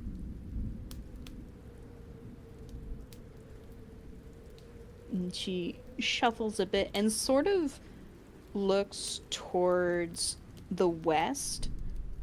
Like really, like she's looking far off to something that's she can't see, and she's after we're done here, we're going over to Star Shadow Kingdom, and it might be really dangerous for us. Is there something you wish to accomplish before you go? And she does think about that, but she looks like she hasn't really thought of it. I don't think so. I think everything I need to accomplish is there. We're also sort of, like, I haven't been able to tell anyone about this, but we're maybe doing something to stop a giant explosion that will kill, like, part of the kingdom if we fail.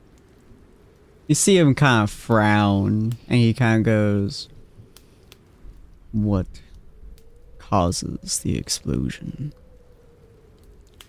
Someone very old who has a grudge, and even though I've talked to them and I understand the grudge, I can't talk them out of it. It's like they've been in it for so long that even though they know it's not really right anymore, they're still on it.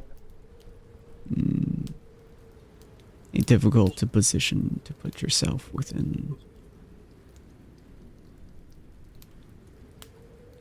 And I don't even know if we do the thing they want that they'll stop. This is my happy. Let's focus on my happy. Dakota, yeah, background sound. Oh, it's wait. Be happy with the week. Dakota. Oh, I was not muted. Sorry. My mom. My mom was spinning a suitcase around because she got cool spinning wheels and she was showing me. Ah, Oh, you're nice. good. Yeah, she's really love proud of spinning those wheels. spinning wheels. Sorry, I think I just ruined the mood for the entire. No. We can You're barely more hear than it. fine. She's Yeah. really proud of her spinning wheels. I would be too. Oh yeah. But he kind of looks at you, and you could tell like it's a somewhat worried face, and he kind of goes, "A man who is that steeped in revenge is one that is hard to persuade otherwise. I assume you do not seek to stop it." Well, we're trying to stop it. He gave us a means to do so. But also, a lot of people view him as a bad person, and he is. But I also sort of understand why he is a bad person, and I kind of don't know what to do. Because we could just, like, go over there and beat him up, probably. He's really strong, but I mean, we probably could do it. I don't know, though. He's gonna kind of gently stroke his beard, and he's just gonna go, fighting him is unwise if he is hell-bent on taking down the whole kingdom. One who has that much as beck and call often have resources that make others pale in comparison. It is difficult to fight them unless you resort to unsatisfactory methods.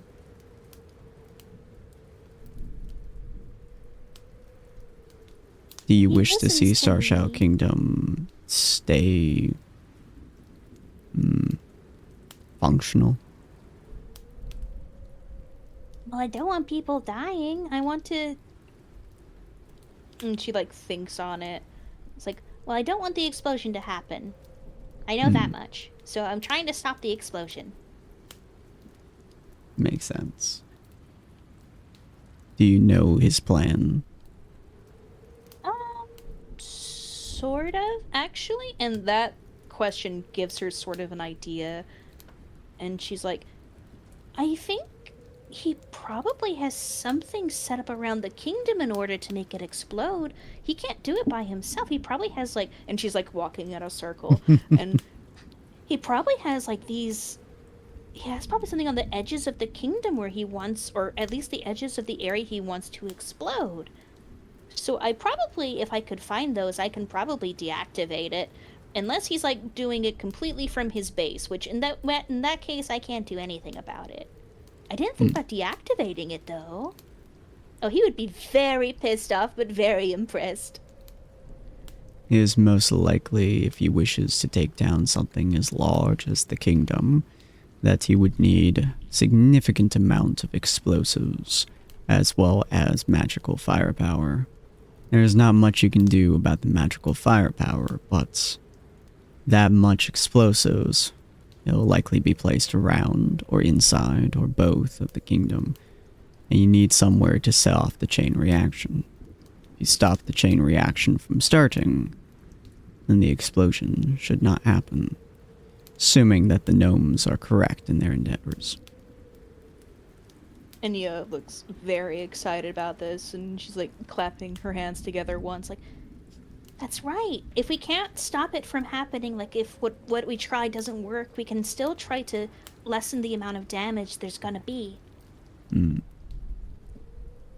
I do not know his plan exactly, but if he is planning to use explosives, then he would probably line them up to the highest points, probably stacking them from floor to floor, likely have some kind of inside person, setting up some kind of trail.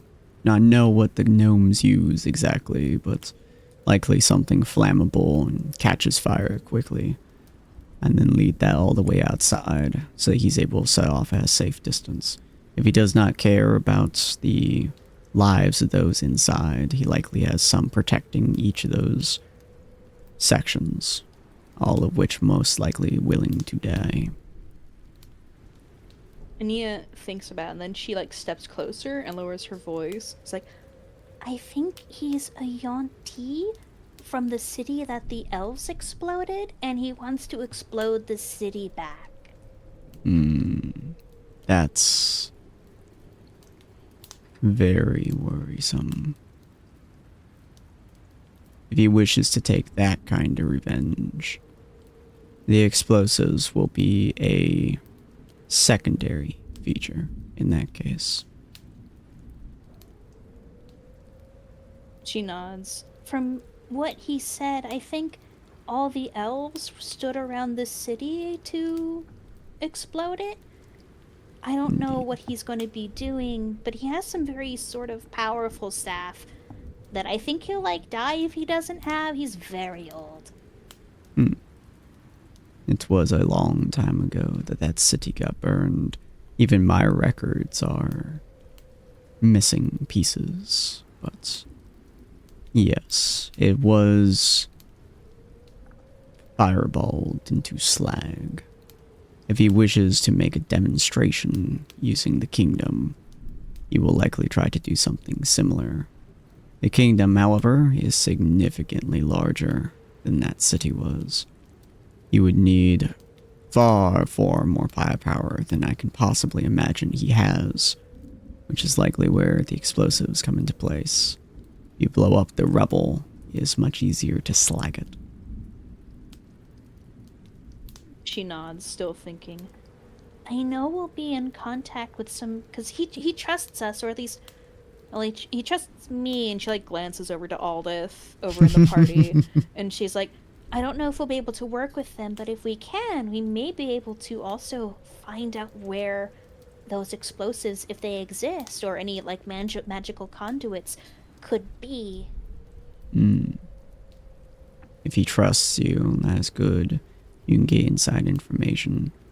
If you make him believe that you truly pledge yourself to his mission, you can make him believe that you are someone who would be willing to detonate those explosives at the cost of your own life. And then you would certainly know where to put it. Ania shakes her head. It's like, I think he wants to be stopped, but he's not able to stop himself. A sad fate, unfortunately. she'll nod in agreement. Thank you, though. This gives me some really good ideas. Anytime, anyhow. It is good to see you again. And I do hope that your journey is one that is filled with passion. She'll nod, and she'll like half turn to start to go towards the party, and she looks back to him like, Is there anything you need of me, or maybe want me to look into while I'm there, or anything before I go?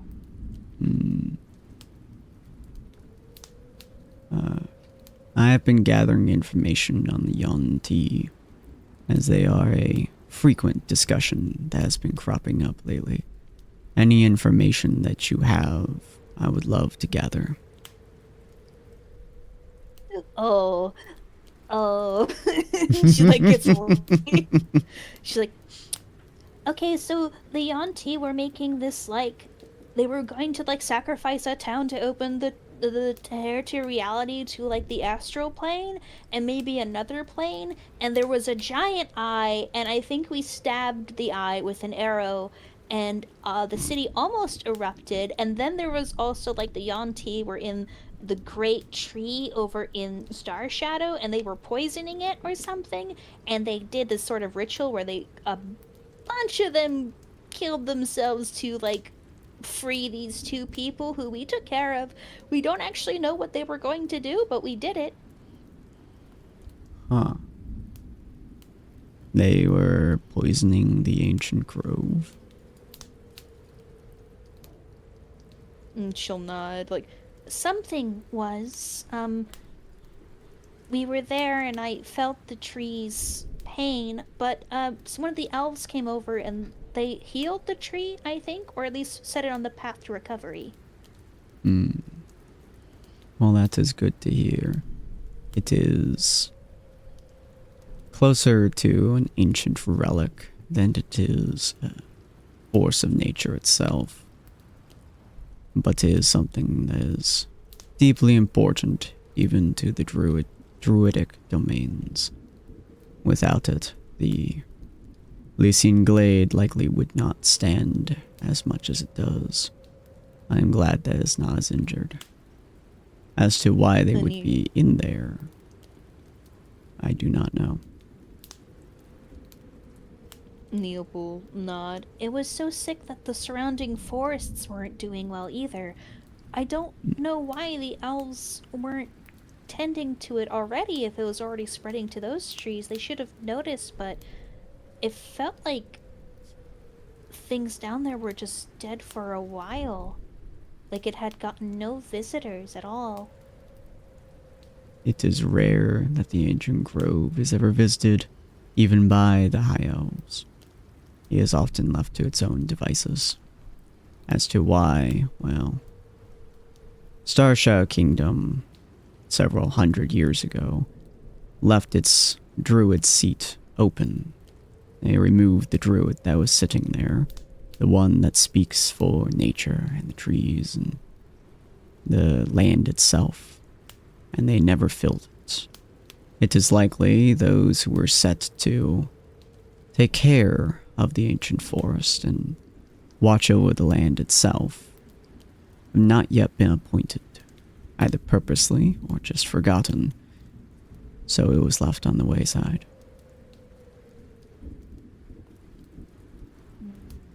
Neil nod.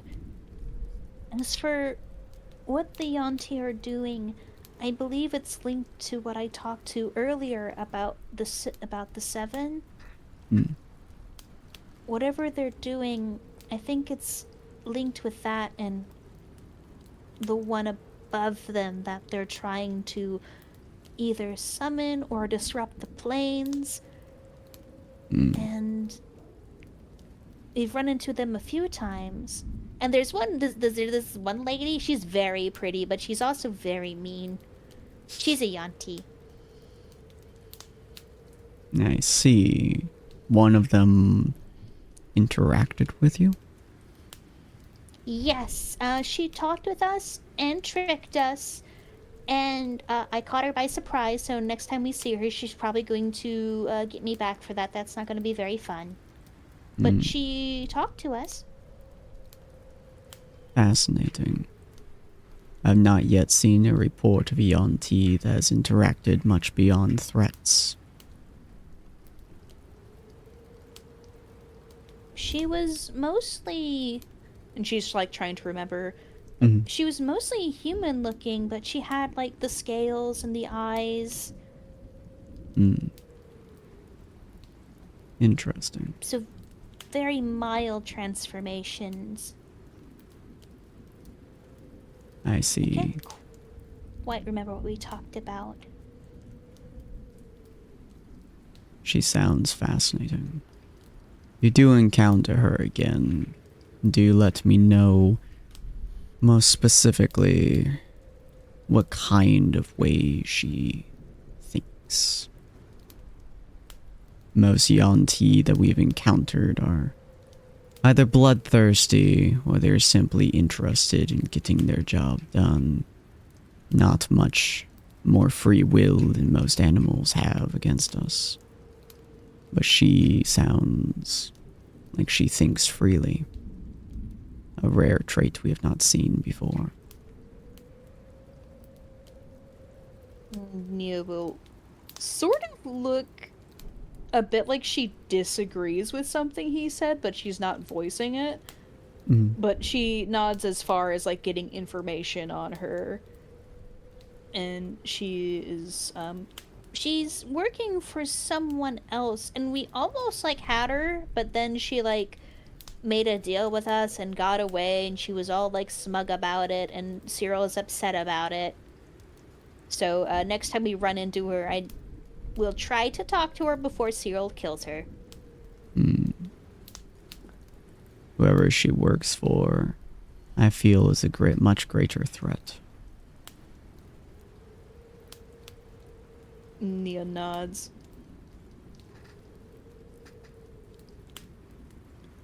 I will continue to look into it. Do be careful, Ania.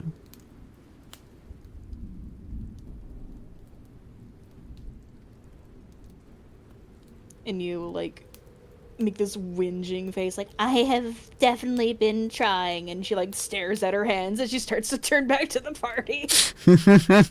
You can feel his gaze lingering on your hand as well as you walk away. Like, maybe you could have been a little bit more careful.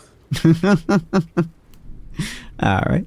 Aldith, did you want to talk to Cyril about his apparently extremely sad backstory?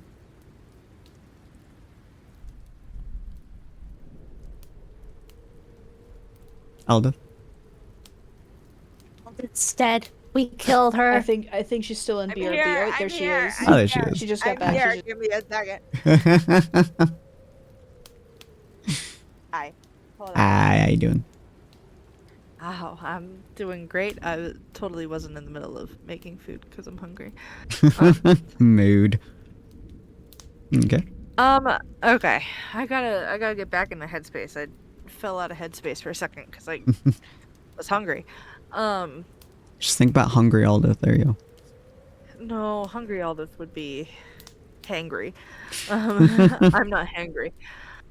I think I know where I wanted this to go. Yeah.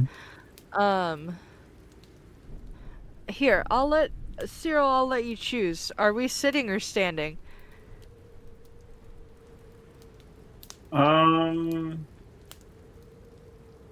I think we're standing at this point. Okay. So I'd say she's still like trying to like sort of be comforting. Yes, microwave, I hear you. I think she's still trying to be comforting. Because like that is like a big thing that Cyril just like straight up like, you know, the party hasn't known Aldith as long as they've known each other. So she's very, very aware that like she's learning things about them at a way faster pace than I'm sure that they have all learned about each other. So she's very like cautious on how to broach the topic, but she'll look up at Cyril because he's ridiculously tall, and she'll give like a very sheepish smile, and she'll just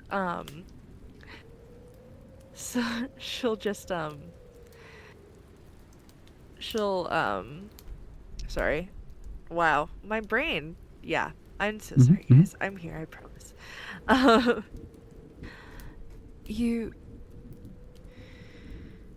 You know that part of you hasn't been lost, right? That human part, you know, like that's still there, even if not technically, physically.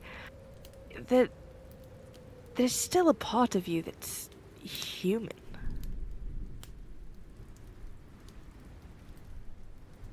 I certainly hope so. She'll shake her head and like, oh my god, this stubborn motherfucker, like, oh my god, just listen to me.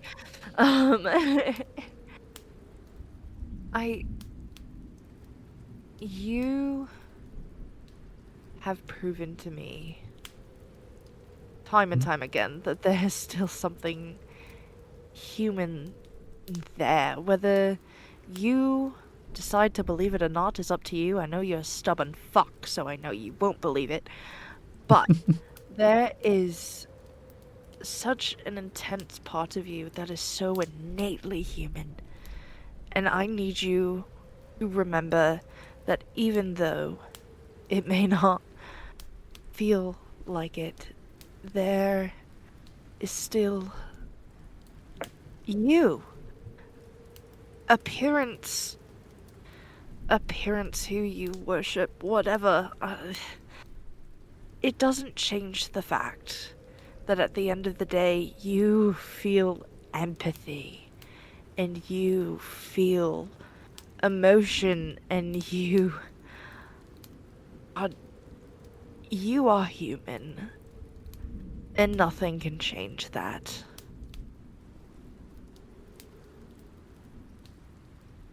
Thank you. She'll give like a cute little thumbs up and she'll sigh and she'll just shake her head. I understand that it's hard. I mean, I found out that I'm not who I thought I was and who I was raised to be, and I know it's not the same thing, but it's difficult to navigate, but and she'll pause and she'll shake her head like with a smile. I can't believe I get to say this again. My mother told me that, at least from what I was understanding, that as long as I know what I want and I am able to make the decision for myself, it doesn't matter what other people think. And it does not matter what other people want from me. At the end of the day, I am human, I am myself, and I feel like that's just something you should keep in mind.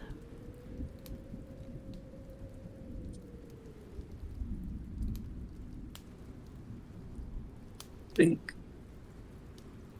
think your mother is right.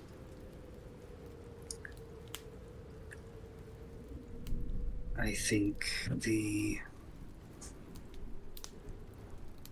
biggest thing for me is that I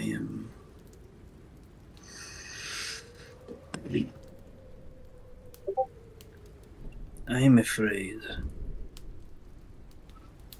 of losing that part of me. There's sometimes I feel myself not looking at someone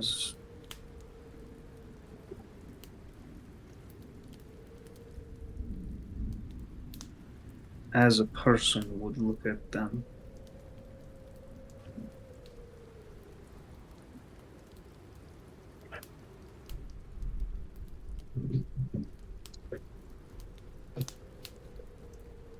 Aldith will she'll nod in understanding. She'll just, I'm trying to think of how to phrase this. I took up an oath of vengeance. I think if anyone can understand that, it's me. It's hard to differentiate sometimes, but that doesn't make you less human. If anything, it makes you more human. Never really thought about it that way. Well, I guess the younger dog is teaching the older one new tricks then. Yes. And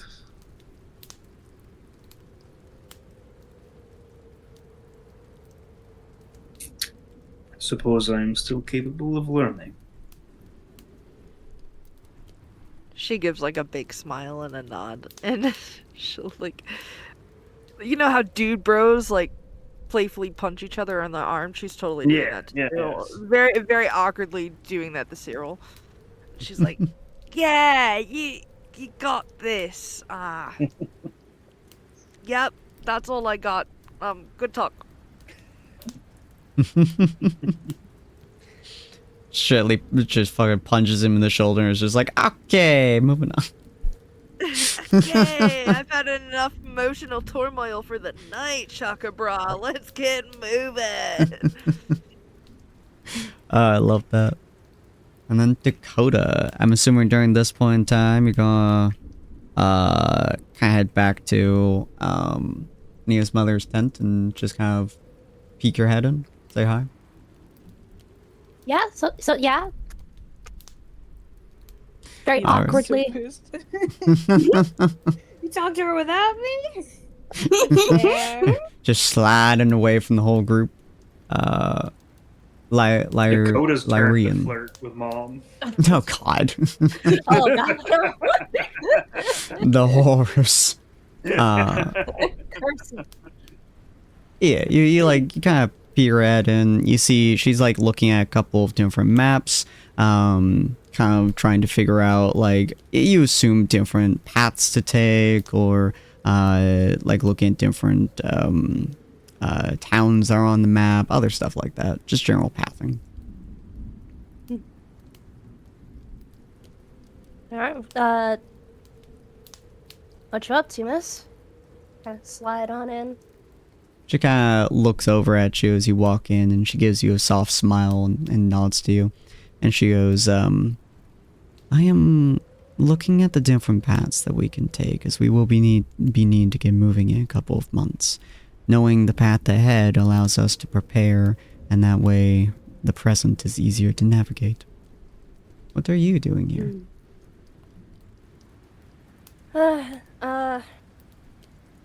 Well, I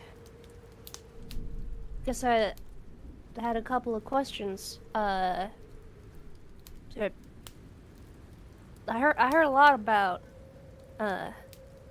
Ania's childhood here. Mm. I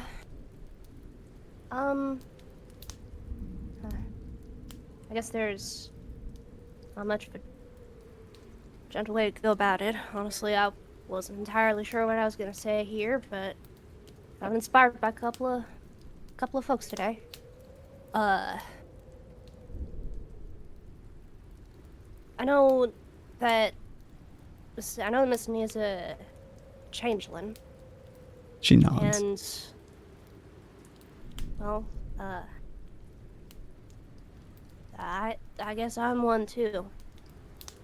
She kind of raises an eyebrow. I've never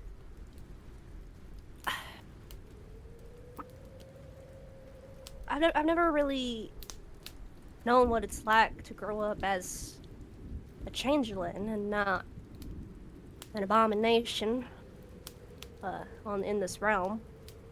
So I wasn't sure if maybe you knew some things about Ania's growing up, what it's like to be a changeling.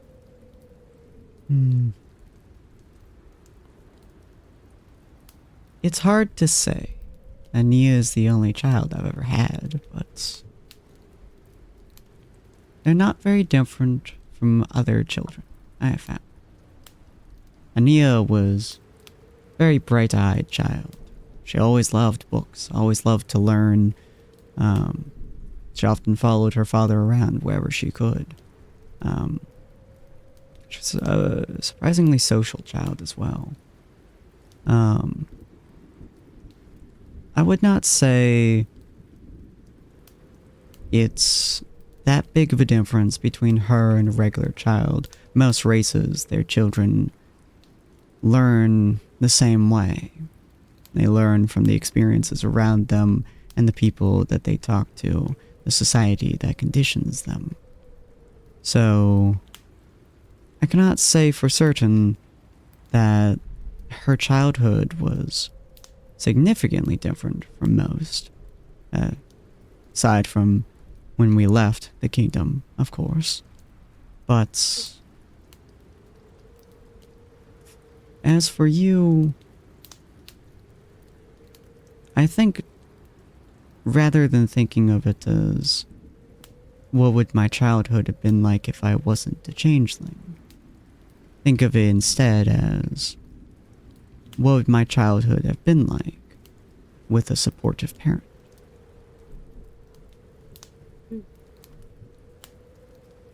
Regardless of what race Ania was, I would have raised and treated her the same way.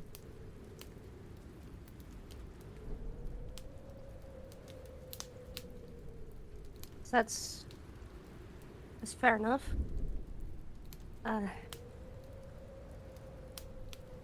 Not everyone in the party knows that all the details of what it's gonna be like. We're gonna be heading to Star Shadow Kingdom soon. Mm.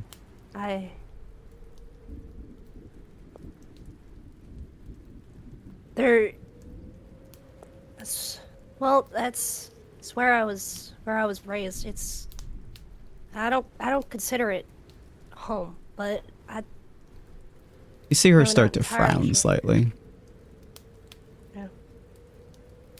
I know that Ania's dad, it came from there.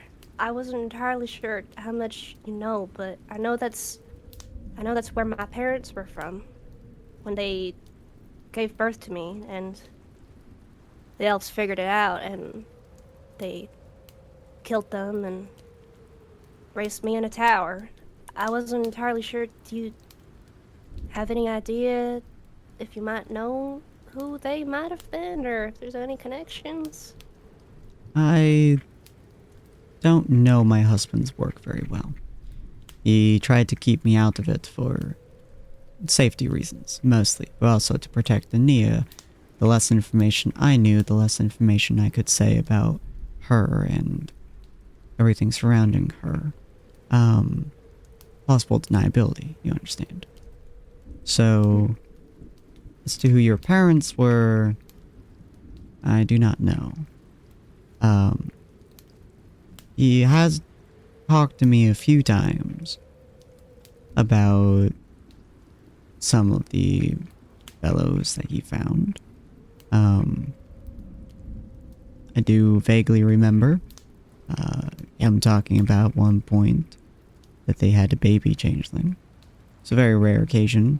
Usually they find them in mid-adolescence or adulthood. And I remember that night because I don't think I've ever seen him angrier than that moment. Whether it was at them for capturing what I assume was you, or himself, I do not know. He did his best, trying to make sure they didn't do anything wrong. Keep you alive, healthy, and with as much torture as possible. Beyond that, I don't know the extent of his work and what he did or did not manage to do. But I cannot imagine what kind of life that was. Nor what kind of childhood it must have been. And for that, on behalf of my husband, I do apologize to you. I think Dakota looks very conflicted. I think there's a lot of bitterness to it, but no anger directed at her, but there's a lot of bitterness towards that. Mm-hmm.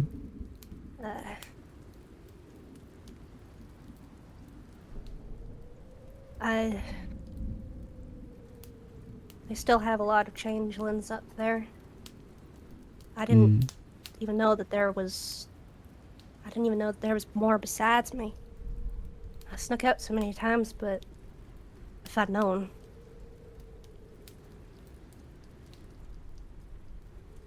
There's not a lot one can do in that kind of situation. My husband had more resources at his disposal than you ever possibly could have there, and he still couldn't help. Do not blame yourself for the decisions that you've made, nor the choice to save yourself. It was an impossible decision and one that you were forced to make. Mhm.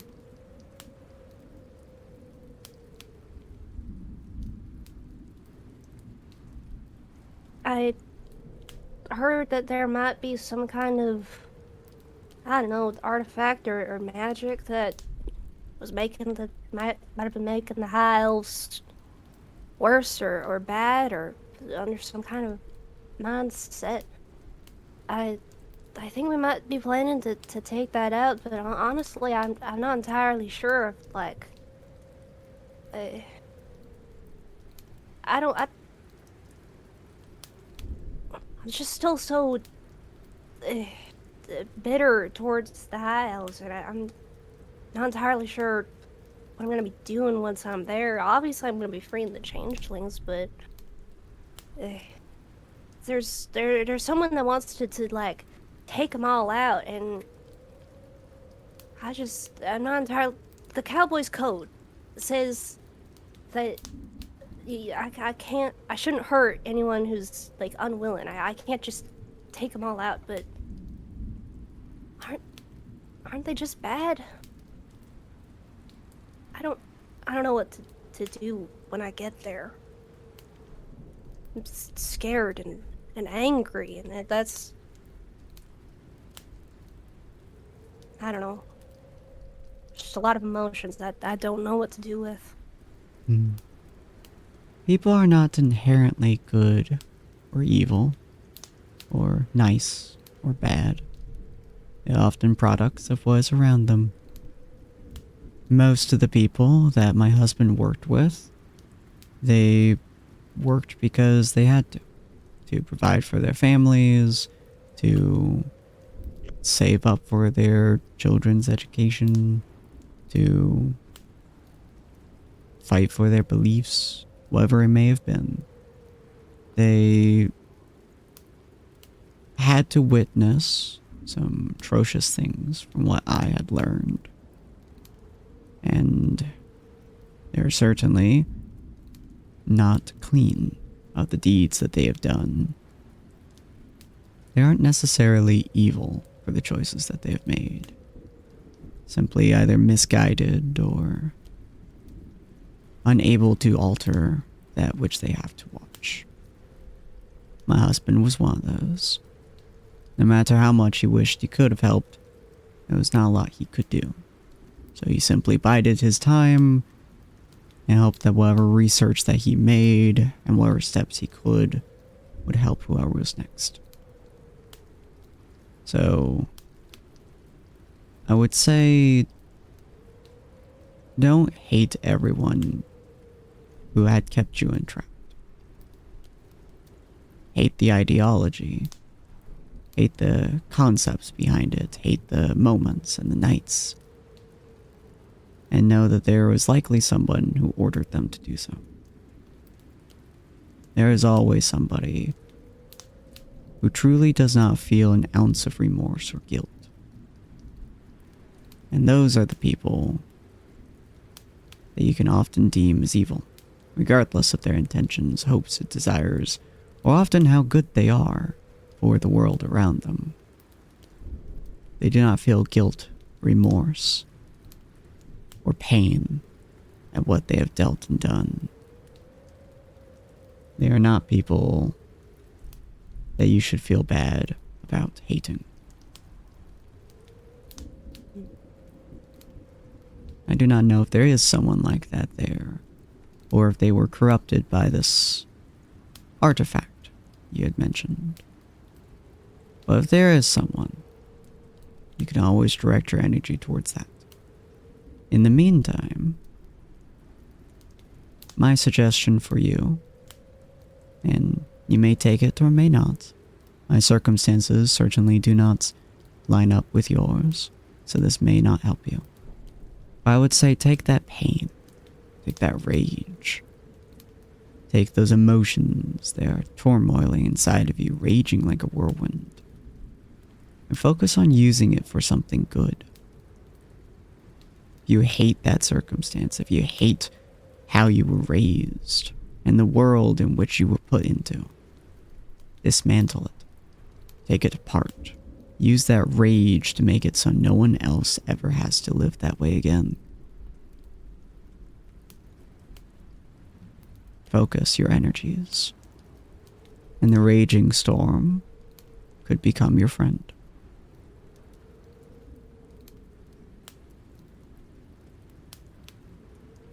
I think he looks very contemplative for a moment before. I think he looks a little bit more determined. I think he takes out his gun, and he looks at it for a while, thinking about all the regretful decisions that he's made with that gun. And I think he nods. Thank you. That means a lot, I think. And Dakota. No matter where you go, just like my daughter, feel free to come back anytime and rest. Thank you.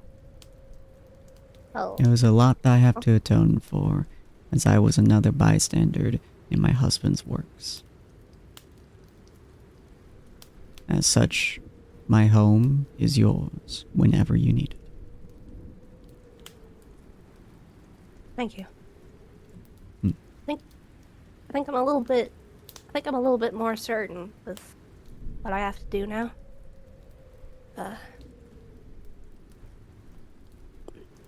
The path you walk is likely a difficult one, so take every step forward with certainty. And if you fall, you'll know where to catch yourself.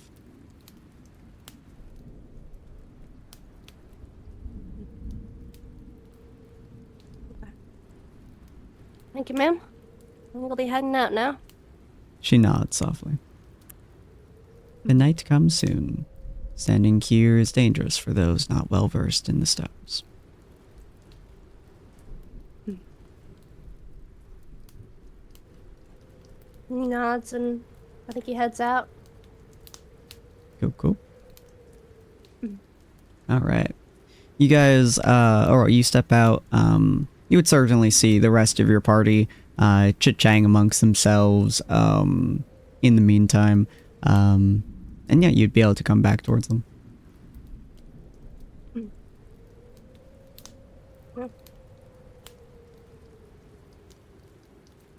Alright.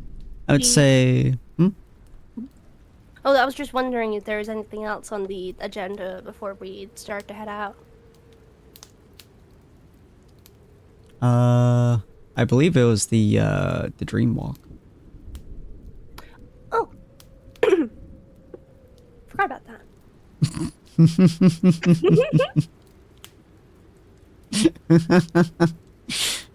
The dream walk shall happen eventually, ladies and gentlemen. That's only the first thing we scheduled in coming here. I know, right? It's okay, Sapphire's not No. here. Sapphire wanted If we to go. put it off till next week, we might have everyone here for it. Yeah. Alrighty. So, as night will eventually come, what would you guys like to do before that? I think, especially since Gilmar and Ania, I don't think are going on the dream walk. I think they're planning on being mischievous. Oh Yup. boy. No! Oh boy. Okay. You came We're home gonna to make it. visit mom, and this Yeah, is what you're okay. gonna No, do? no. The last time y'all were mischievous, y'all unleashed a vampire lord upon a castle. Hey, I wasn't even involved in that group. Yeah, Neither was neither Anita. was I. Makes it was more just Sapphire and concerning. Dakota. Makes it more concerning. Alright, so you guys You know how restrained I am. I do not have that level of mischief in mind. that's fair. Alright, so that's all gonna be set up. We're gonna skip a little later into the night as that starts getting set up. You and Ania kind of separate from the party a little bit since you two are not going on the dream walk. I believe the rest of the crew is. Nighttime is starting to fall. I would say probably it's starting to hit sunset. The sun is starting to fall behind the trees. What are you two doing? Well, first or actually, how? Oh my god, wait. I'm checking something. I think I actually have the spell she would need ready. Oh, it's even more convenient. The question is, should I don the black steel armor before you do this, or should we go without? Well, I think the Gilmore needs to bring it up and maybe ask Ania about it, and they can plot for 15 minutes. What in the Game of Thrones? Do you need armor for? So concerned. The black steel armor also screws with the monoflow, though. Yeah, That was my primary thought. Yeah. Mhm. Oh, I know about it. I just been like have them talk about it in character. It was mostly just for that was mostly for Cyril's benefit. I don't think Mhm. Cyril knows what they're planning yet. Not at all. In character, they have. In character, I'm certain. Yeah. So, yeah, you two are a little bit separated from the group, and are able to talk to each other. Well, I saw that look you who gave me when you were first told about the being in your arm. Do you think it would work? Oh, you mean the fact my hand might eat magic? I wonder. Yes, I still don't know how to say it without making it sound dubious. Well, I do have... I'm gonna double check this. Yeah, I do have it ready, actually. I do have Dispel Magic ready. When we first tried to get your collar off, it felt sort of like I could do it, but like I didn't have just enough to do it. Maybe now that I have, I don't know if it's a power or anything, or what will happen to me if I let it eat magic. That's exciting. Also probably dangerous. His eyes widen as he realizes that, or as you say that. You don't think it's going to consume you, do you? Well, I don't feel bad. And have I used magic since then? And she like thinks on it. Like I use magic all the time. I don't know. No, I haven't really used much magic since all that went down. Is there any protective actions I might be able to lay on you? I don't know. What usually happens when someone tries to mess with your collar? It consumes the mana of whatever, or is trying to manipulate it, or it doesn't impact, or it doesn't move at all because it just literally emphasizes it by grabbing onto the collar with just empty fingers and pulling, and it's just like there is no evidence of anything happening. It's just like I have been attempting that off and on for almost a year now. Nearly every day, for that matter. And I don't think I've left a single mark yet. Okay, so the worst I have to worry about is that I won't be able to cast any more spells today. I mean, it's already almost nighttime anyway. Maybe for a few days if it gets really bad.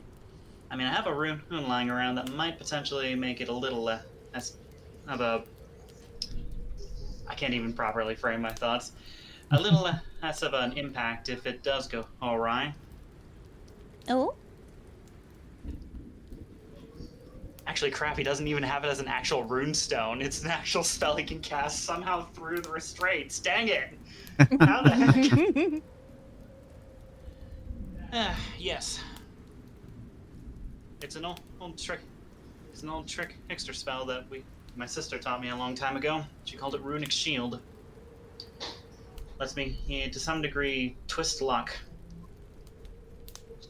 So, if it tries to feed back on me, it might be able to block it so I can get the collar off. Perhaps. Though, he looks down at his storm rune. I could probably further add to that. Which one is the storm rune? The storm assume- rune. I think the storm rune actually does basically the same thing, but lets me do that an endless number of times for a minute. Now I need to double check it actually. Well, whatever you want to try. If it doesn't work today, we can try another day, assuming I'm not knocked out for a couple of days. If that happens, if like I'm not responsive, tell Mom I'll be okay and not to blame you. Oh no, I'll tell her to blame me. That's out of the question. I'll be very mad at you after, but I don't know what will happen. Okay, I actually need to double check this.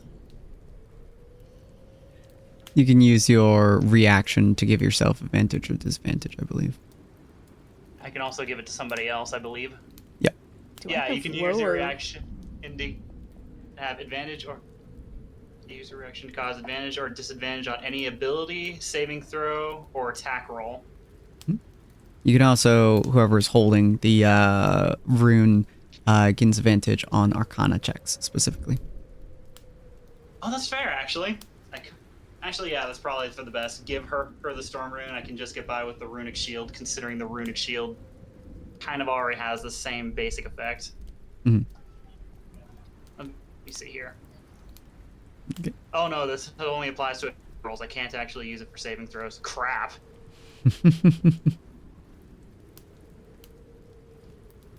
Oh, it is just the. Actually, that's fair though. I could just give her a storm rune to do the examination and then take it back when we get started. Yeah. Here. I'm probably going to need this during the actual experiment, he says, as he passes her a smooth stone with a lavender-colored sigil on top. Oh, pretty. It's filled with a special spell of mine. It helps to focus one's attention on the mana flow. And it also heightens the sixth sense to make it hard to take you by surprise while you hold it. And I can cast a spell on myself right now, just to make sure nothing's wrong with me. Just be careful. I probably will start with being careful and then be very not careful. Okay, let me double check the actual effects of this thing as a passive. Oh no, I it's just love advantage on Nia. Arcana checks. Mhm. If you're using that one. That side of it, because I'm assuming we're not expecting to be taken by surprise out here. Yeah. We're assuming nobody's hiding in ambush. Okay, and Ania's going to cast Enhance Ability, Fox's Cunning, which also gives me advantage on int checks. Ooh. Okay. And she's going to pay attention to see if anything feels off when she casts her spell. I will say, as the because I assume the way the magic works for you is that like it flows through you and through your staff, and then usually comes out of the staff and then affects everything else. Generally, though, if it's herself, I think less so the staff.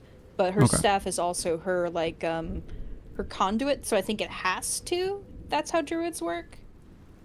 Mm-hmm. It has to go through, like, the wand or the staff. Yeah.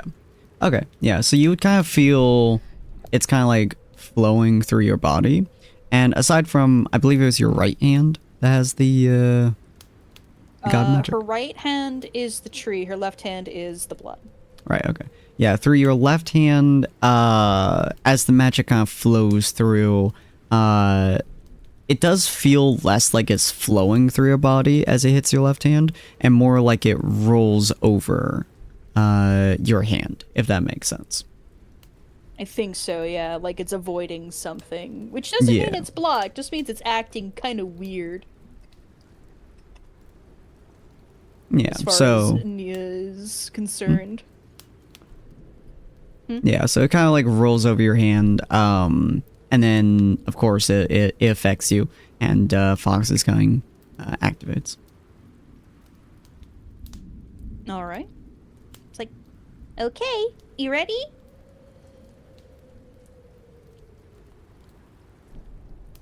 Anything else you want to prepare? Sorry. I mean, if you're finished with the storm rune, you should use it as a probably should add into the prophetic trance. Oh, I thought it was like a passive. Does she have to like use the rune? It is a passive on the rune itself, but the rune also has a evoke effect, which destroys the rune, but then allows me to give advantage on any saving throw to anybody around me. Mhm. So it's basic. Okay. That's the kind of problem that we're kind of running into. It's like, Well,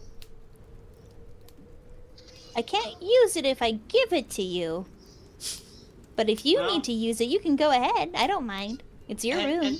Well, how would you prefer? Do you want it to aid in your cast, or would you like me to aid on the side? I think it would be cooler if you have it. and she like gives the rune.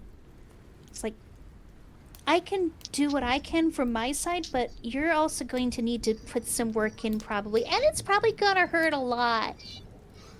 I see your point. He's going to reach into his pack, pull out Ania's magic muffler, or whatever it was called, the bracelet that she got at the gala, Mm. and he's going to try putting it on to see if it'll muffle his magic enough to try at least partially starve the restraints. All the trinkets we've gathered all I'll be coming together legitimately for this honest. moment. I kind of forgot that existed. Yeah. And that Ania kept it. Oh, I love that. Okay. Oh my god. Okay, hold on. I'm gonna crush the storm rune. I'm going to enter prophetic trance. All right. So, So give me you're not throwing the black armor on too? I mean, I probably could, but thinking about it, one of its effects was negate magic from outside, and I think that would probably wind up protecting the restraints. Yeah. Mhm. Thinking So, about it. give me a rundown on what exactly you're doing at the moment, Ania. So Ania's getting ready, and she's currently trying to decide if she wants to touch the collar with her left hand or use her like staff. She's thinking that in order to do it most, so maybe she'll like hold the staff with her left hand and like press her like knuckles or something against the collar. Okay. And she plans to cast Dispel Magic at 4th level. Okay. And Dispel Magic says, choose one creature, object, or magical effect within range. It doesn't have to be a touch, but she does want to utilize her left hand if possible. Any spell of 3rd level or lower on the target ends. For each spell of 4th level or higher on the target, make an ability check using your spellcasting ability. The DC equals 10 plus the spell's level. Let me just copy paste this while I read it out for everyone. On a successful check, the spell ends. When you cast a spell using a spell slot of 4th level or higher, you automatically end the effects of a spell on the target if the spell's level is equal to or less than the level of the spell slot you used. So she's going to be using a 4th level, and it's not letting me copy paste this. That's okay. I can display in chat. There we go. I know the basic rules say that I cannot stack advantage with her for this, but Advantage in my world is still use- always, or stacking advantage is always advantage +2 for every stack. And then any disadvantage So removes a +2. I'm going to use prophetic trance to quote unquote gaze into the future and try and use it to help guide in the process, Okay. granting her advantage. Ania plan to, if possible, use her omen, because it's currently on woe today, to give the collar a negative. Interesting. If that stacks with like Gelmar's prophetic stuff. Let me look at your omen real quick. Yeah, it's 'Cause I like the Cosmic idea. Omen. Interesting. Because of the specific circumstances, I will let you have a d6 against it. Cool. Should So- we go ahead and start rolling? I will have you roll an Arcana check first. Okay. With advantage +2. Okay. Arcana. And she's trying to cast that 4th level spell. Yeah. So, At this point, advantage. Oops. I mean, And at I this did not point, add the +2. That's okay. Wow. 14. I mean, at this point, just add the d6 to her roll instead of subtracting it from the other at this point. Yeah, pretty much what I was planning. So that's a So 15. that's 17. 17? And that's the 3. Oh, yeah, for you're the right, yeah. blow. She didn't add the +2. Yeah. So that is 17. Gelmar, roll me a Constitution saving throw really quick. I'll do a couple rolls here. Might not make sense in the moment. A little bit deviating from Raw, but using Raw as a base. So just Oh my bear gosh. with me. Alright. I'm also going to make a roll. I'm curious what it's going to be. Okay, cool. That's not bad. I think it's like a natural 20. And Ania, do me a favor and roll me a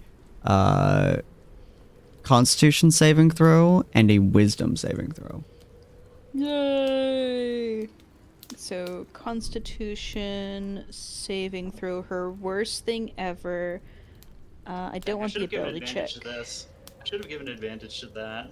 Constitution saving throw, there we go. So, and a Wisdom saving throw? Yes. Ooh, that Constitution's not good. She's Oof. not doing good. Oh, the Wisdom's okay. Wisdom's okay. Oof. Take Okay. full damage. So, okay, there's one last roll I want to make. Let's see what it's going to be. We're going to do a... Oh, which one do I want to do here? Oh, I might actually have something for this. Hold on. I want... There's so many things I could do here. I have so many Jason. choices. So many Jason. choices. Uh-huh. If I proc a reactive ward, is this technically a spell that the restraints are trying to cast on her? No, it is not, technically. Dang. Not a spell in the traditional sense. This is a raw magic, a raw mana, basically. I do so, have absorb elements. interesting. Hold on. Let me read that real quick. This would not proc absorb elements because it's not hitting you with an elemental Cool. damage type. Yeah. No But problem. I will have you roll. You know what? I'm gonna have you roll one more Constitution saving throw, and I'll have Gelmore roll one more Constitution saving throw. Depending on what this roll ends up being. Oh, she got even less. I mean, since she it's a passes out again. I mean, since we're running a second in one, can I prophetic trance give her advantage on that? It's It's technically a reaction thing, though, so the reason I'm not... yeah, you've 100% already. I would certain- say you've already used your reaction a little bit. Well, no, because it's a reaction every turn. Mhm. Yeah, I'll give you advantage on that, Ania. Okay. Cool. It did not help. God. Oh my It did not gosh. help. Her constitution's super bad. Oh my For goodness the me. audience, she dead. rolled a 1. Okay, so Luckily, that was only advantage, so it didn't count. we'll go with. Okay, let me do this in order real quick. What essentially happened here? So you use your dispel magic spell, which was effectively the arcana check with advantage and all the bonuses and stuff. So I would say you press your knuckles against it, basically holding onto your staff, and you can feel the moment you make contact with the collar that the, I guess, tingling feeling kind of enhances. which you at this point would probably associate with eating magic, more or less. Kind of that flow over. And you can feel these two forces kind of connecting with each other. The mana eating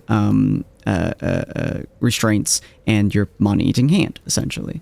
And it starts to get much more powerful as time passes, very, very quickly.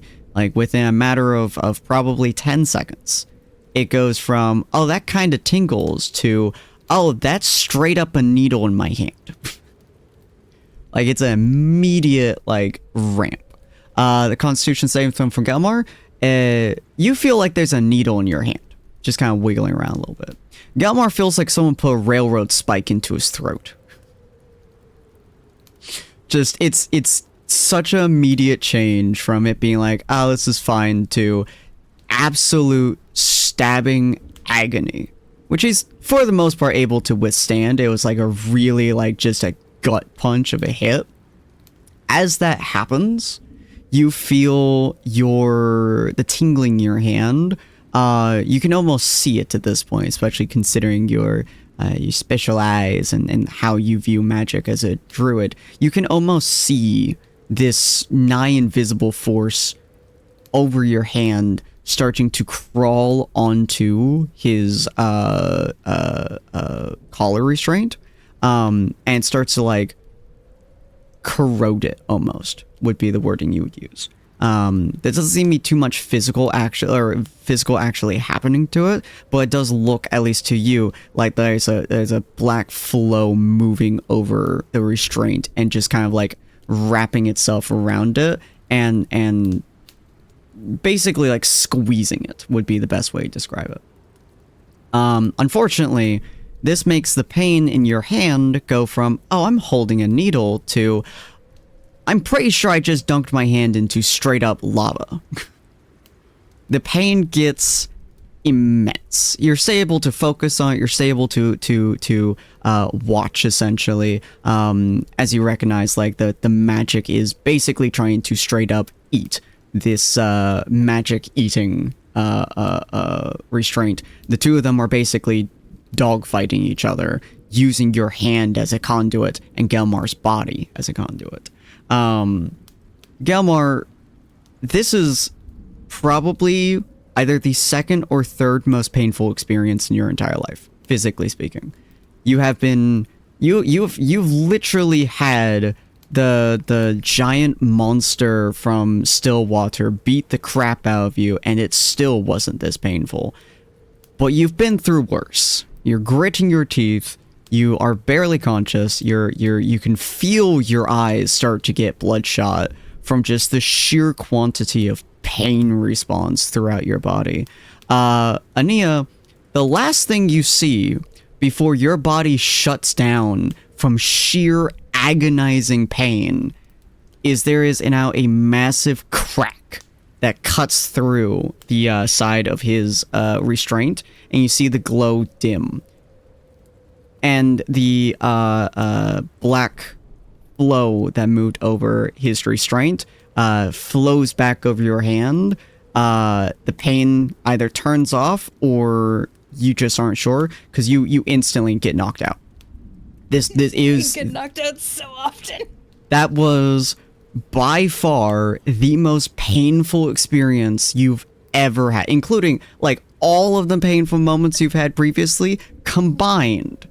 Yeah. Were still not as painful as this one moment in time. Your body straight up shuts off. Your brain just cannot handle it, and you fall over completely out. Galmar, you're very close to passing out. You are in so much pain. You can't breathe. You're barely able to blink. You can't speak. There is nothing but pain radiating through your body as you watch Ania just topple over in front of you. You actually get to watch her eyes go into the back of her head as she closes her eyelids and falls over in front of you. And you can't even hear the cracking of your restraint from all you can hear is your own heartbeat in your ears, and even that you can barely hear over the sheer quantity of pain that is flowing through your body. The only thing keeping you on your feet is sheer willpower. So divine. I just imagine he's standing there hissing wildly. Probably was at least slightly roaring with what was going on there. But now that he's on the ground, he's staring, and the first thought that crossed his mind is, once again, I have failed you. He's going to reach. He's actually going to reach down, and with whatever small amounts of mana he probably still has left, I'm going to activate Reactive Ward. I know it doesn't actually do anything, but with the remains of the tears from the pain of the situation pouring from his eyes to the ground, they quickly form a channel that wraps right around her, begins glowing, and then a golden crystal forms around her, protectively. And he's just going to stand up and embrace it. Aww. You are under the effects of Reactive Ward. You are considered to be under 3/4 cover. Your AC is considered to be a +5. You have advantage on dexterity save.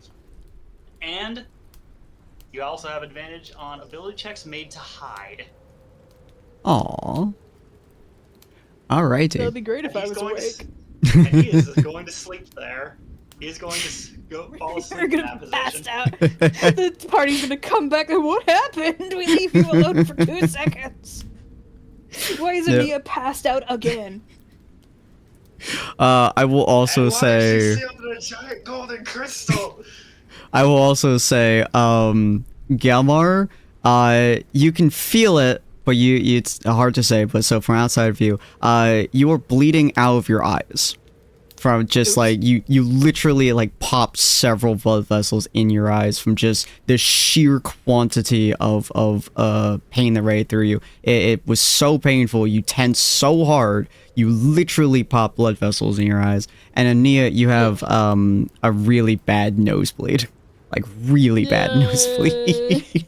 I'm sure everything is fine. I'm sure it's fine. Yeah. All right. But that is where we're going to be ending it for today. I hope you guys had a really enjoyable time. I hope you guys had super enjoyed all of that. We shall see what is going to happen next episode as the party goes through a dream walk and then comes back to see their party members arguably in a more life or death situation than they've been part of in actual combat. Oh, combat, you say? Yes, one day. But yes, we're gonna go over to our end screen here. If you guys have not done a raid with us before, absolutely feel free to copy that raid message. This end screen was made by Story Estry, and her commissions are, I believe, on her page somewhere or another. So you guys can go check her out. She's pretty cool. If you guys have not already, go follow my players. They are awesome. They are wonderful. I appreciate them so very, very, very much. And yeah, we're gonna do a raid to my friend Celestia Puff. I don't get to talk to her very often, so I want to pop over, say hi to her. She's a sweetheart. She's playing Reanimal, which is a game I've heard bits and pieces about, and it seems to be pretty good.